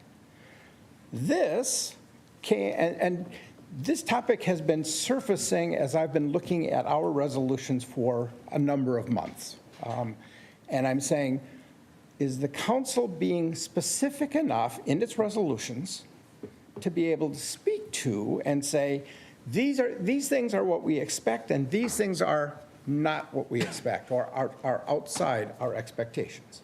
So, for example, if we pass the resolution as stated, I don't see anything in here that says that the city manager couldn't negotiate with the HOA for HOA access, and for the mayor, the city manager, the council chairman on Saturdays and Sundays during the summer shall have unfettered access.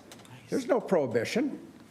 Okay? I hadn't thought about that, but I like what you're thinking. Yeah, that's great. Yeah, no. So I'm just saying, I think we have an internal need to be a little tighter in when we delegate or when we assign an outcome, that we should actually be more specific. Now, to some extent, the kinds of things that Mr. Judah that you put up there would pass my test. It's like, if those are referenced in some manner, I'm okay with that. I don't want to go to the point of imagining too many things, but there should be at least some baseline as a matter of our governance. So I'm going to stop with that. Okay. Is there any particular one of those you'd like me to address first? Mayor, you are a fine attorney, and I always value your perspective on a number of things. And whether it's you or our city attorney that wants to weigh in, I'm totally fine with all. I thought this was a good, tangible opportunity to get into some of those topics. I think so. So I agree with a lot of what you said, and I think it is a good opportunity. I want to speak to what my thoughts are on formatting resolutions, authority, how all that should work. I think two things. One, I think we need to research it, and we need the city attorney to take a deep dive into, say, the charter and really flesh that out a little bit. Because you're talking about where does the mayor's authority lie versus the council? And I'm open to whatever. I mean, it's not a power grab for me. On that note, depending on what it says, I also think that there are going to be certain agreements, whether it's a licensing agreement, what have you, that depending on the subject matter, don't lend themselves by decision by committee. For example, if we're spending money, air it out. We're spending the city's dollars. I think everyone should weigh in. There are certain things like this, when we're getting into the minutia of what's the city's legal liability from a property standpoint, personal injury, whatever it might be. Yeah, I mean, you're right to ask the question. I don't know where that line is, except to say that I think we should acknowledge that there are certain things that maybe are naturally going to be a little bit more vague based on the subject matter, and others that really should be more specific because it squarely falls to the jurisdiction of the greater council. So that's my initial thought, and I don't think we can come to any resolution today. And I don't want to put the new guy on the spot and really flesh out where my power lies. Having said that, if you really have a strong opinion or you know it off the top of your head, feel free. Or punt, please. Sure. Thank you, Mayor and Council. Nice to finally weigh in on a substantive item. My second meeting. You know, it's a good question. What I can say generally, and I haven't, you know, grown super familiar with the charter here in White Bear Lake yet. It's unique. I know that. It's more similar to some of the charters that we see in some of the larger cities in Minnesota. And what I've learned in the first couple of weeks in helping the city and being your city attorney is that the delegation to enter into contracts and some of the language we see in these resolutions, I don't want to call it unique, but it's certainly it's a little bit different than a lot of the statutory cities that I represent. I mean, most of the time, it's fairly common for agreements in full form to be brought to councils. I say that knowing that a city council is not going to read 60, 70, 80-page agreements, not like this one is that long, but there's reasons for that, and there's reasons not to do that as well. It just doesn't make sense. And a lot of times, councils that have a lot of sophistication with city staff and trust in their city staff do exactly what you as a council I've seen do in the first couple of meetings, and that's to delegate authority to that staff to put together something that makes sense. In this case, really what we're doing is we're trying to memorialize a deal that has been apparently the reality for a really long time. And when I say that, I mean years, not dozens of years, not just years. To Councilmember Walsh's point, I do think he asks a fair question about does it make sense for the city long term to own this property and to license this ability to the HOA? Maybe, maybe not. There's no real financial gain here, but I do see this as a very, very positive step in whatever direction we're wanting to go, because it's taking a lot of liability off the city's plate. It's requiring insurance. It's requiring indemnification. To me, assuming that this agreement moves through as we would expect, I think the city is in much better position legally than it would be if we didn't get this agreement in place. So, you know, I think the bigger picture question, the more global question about resolutions and how specific we should be in resolutions, that is something that, you know, I'm not prepared to give you an answer on tonight. I'd like to take a look at the charter. I'd like to talk to staff to see maybe historically how that's happened and maybe how that's evolved over time. But I'm happy to do that and to, you know, work with staff and report back if that's what the council is looking for us to do. But overall, you know, as it relates to the specific item, I would say it's a really good idea to get this in place. And big picture, whether it's with that language and resolutions or maybe with looking at more outside of the box options with these parcels, I think that's all fair discussion as well. And I would encourage you, if you're interested in that, to direct staff to do that and to look into those things. So I've come to recognize that I'm in my 15th year on the council.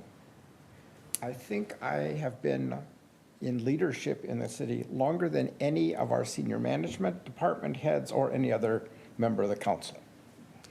If I don't know what we've got, because we've never had this discussion, I'm kind of guessing that nobody else has had that discussion or conversation as well. Now, I could be wrong.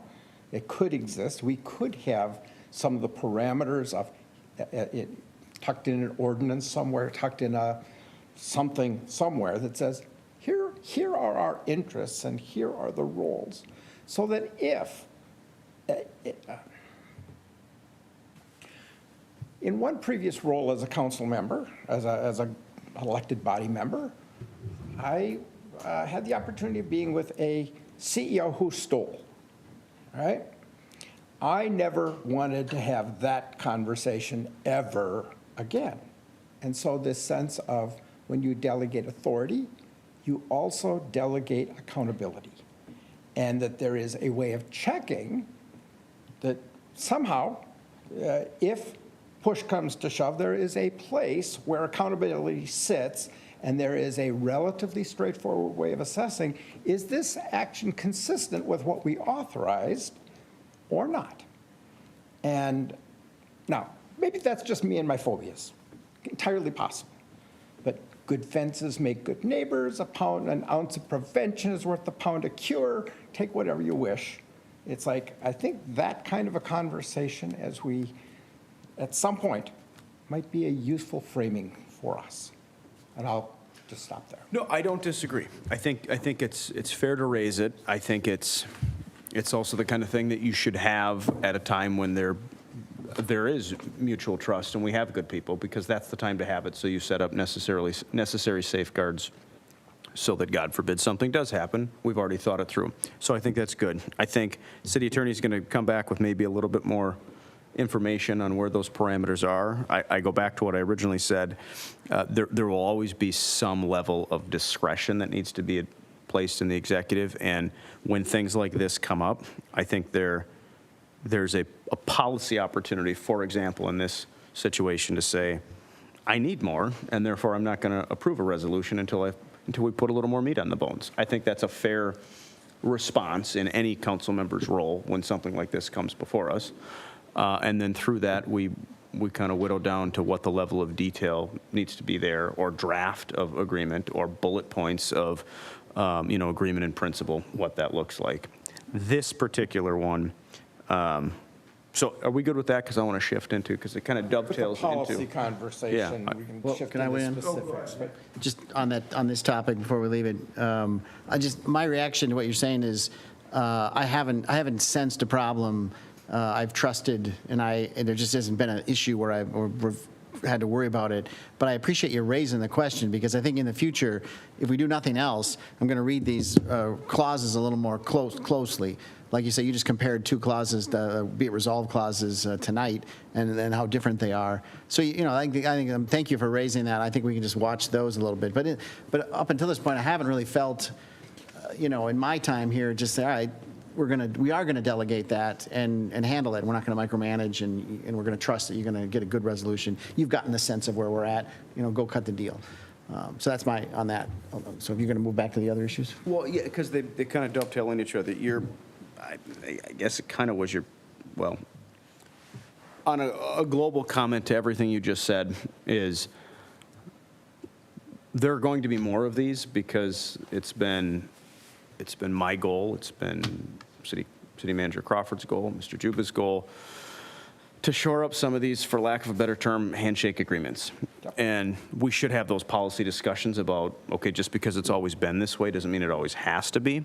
But as a general point, it's good that we're putting these agreements in place.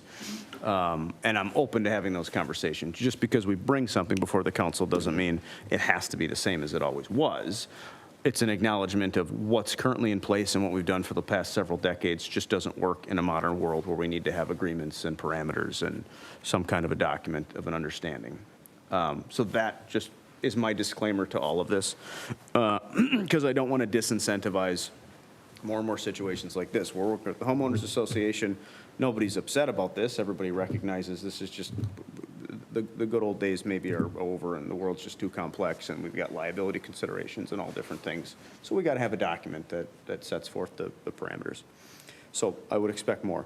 You made a couple comments about, from a policy standpoint, is this the right thing to do? And I'm not hearing in your voice that this particular project is anything that gives you any heartburn, but, so to your point, what is our obligation to the public? Are there parking concerns? Those are fair points. Like anything, the devil's in the details. We're not entering an agreement saying, here's 100 feet of shoreline, enjoy. It's a unique situation of former township land that came by way of the township through tax forfeiture, then through annexation. We have it, and it's kind of always been that. And it's not like we've got something in the hopper saying, we got a better use for that 5-foot stretch. Let's upset 4 decades worth of a neighborhood who's enjoying it. So I think it's a good point, and I would welcome those policy conversations. In this particular instance, I'm good with this. It's sort of like, what else would we do with this land?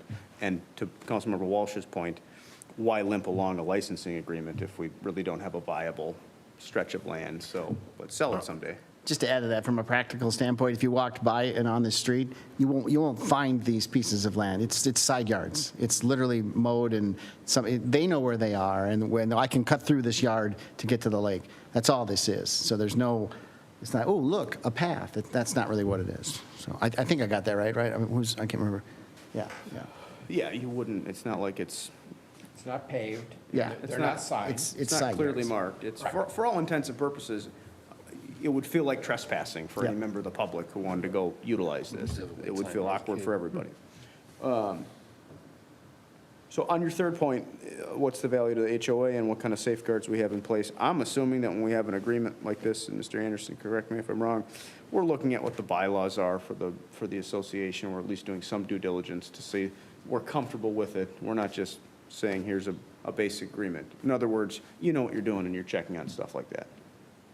Yes, that's correct, Mayor and Council. Not only that, but there'll be language in these agreements that, holds the HOA to maintain the level of improvements to a certain standard as well, because I think that gets us closer to, again, where we want to be liability-wise. And so, yes, there's discussions happening with the HOA. It's an agreement that, I've used in other contexts and my firm has used. So it's got some off-the-shelf language, but it also has some very specific language related to these improvements that we feel very comfortable with. Question for our city attorney, real quick. So these type of agreements that maybe historically have been, I don't know if handshake agreement's the right word, they just haven't been formalized in writing.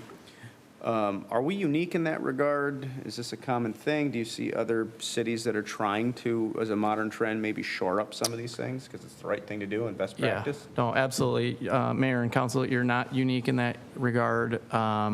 It happens from time to time in every community. As you know, there was a time different than today when cities did things a lot more informally. And once that happens, the status quo just kind of remains as is for years. And, I think there's been a push recently, not when I say that, I don't just mean in the last couple of years, but over the last 10 or 20 years at least, to try to get these types of deals papered, because as we all know,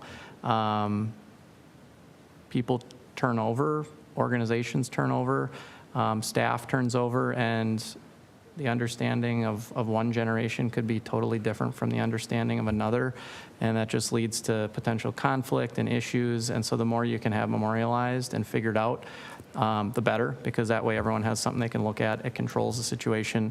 We don't have to ask questions and scratch our heads and say, well, did we say this was okay or didn't we say this was okay, because somebody thinks that they're doing something that everyone can live with. And so, no, you're not unique in that regard. And in fact, we see it all over the place. So, yeah. Real briefly, final question.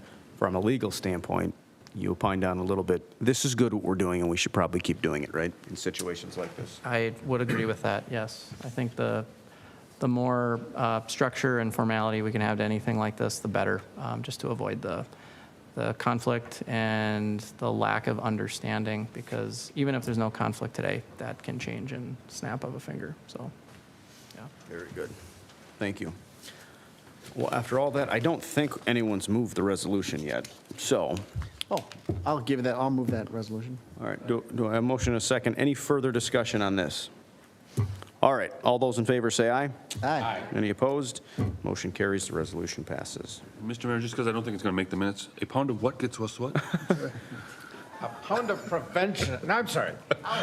You led me down the wrong An path. ounce of prevention. Ounce of prevention gets you a pound of something else. And Benjamin Franklin said that, one of his many great quotes. Gram of prevention. Now you're working in the metric world. Be careful, Mr. Walsh.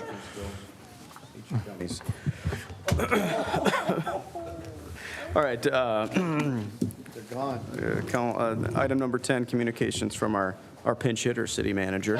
Mr. Juba, do you have anything for us tonight? Thank you, Mayor and council members. Just a couple of upcoming events. June 27th, so this Thursday, Market Fest is School Spirit Night, so that'll be a fun one.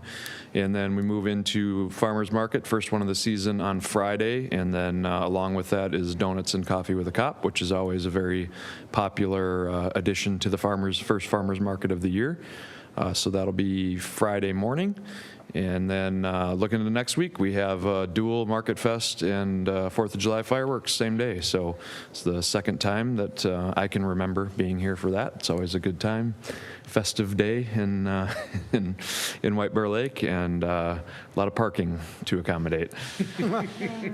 So we'll be there, and I'm sure we'll see many familiar faces around. So we look forward to it. I should note on that Mr. Juba spends an inordinate amount of time on Independence Day, time away from his family, doing all the things to organize that day's events, and we would just want to say thank you for that. And I know there's other city staff that does that as well, but while most of us are with our families and friends enjoying the holiday, Rick's hopefully having some fun, but nevertheless working, so we do appreciate that. Appreciate that, Mayor. Thank you. All right, with that, does anybody have any questions or comments or want to grill Mr. Juba while we got him on the hot seat up here? Seeing none. All right, I would entertain a motion to adjourn. Some of them. All those in favor say aye. Aye. We're adjourned.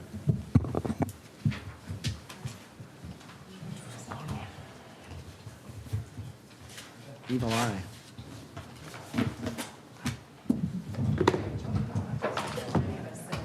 Right, I got, don't bring that up. Well, I'm gonna ask Andrea about it. The way she looked at me.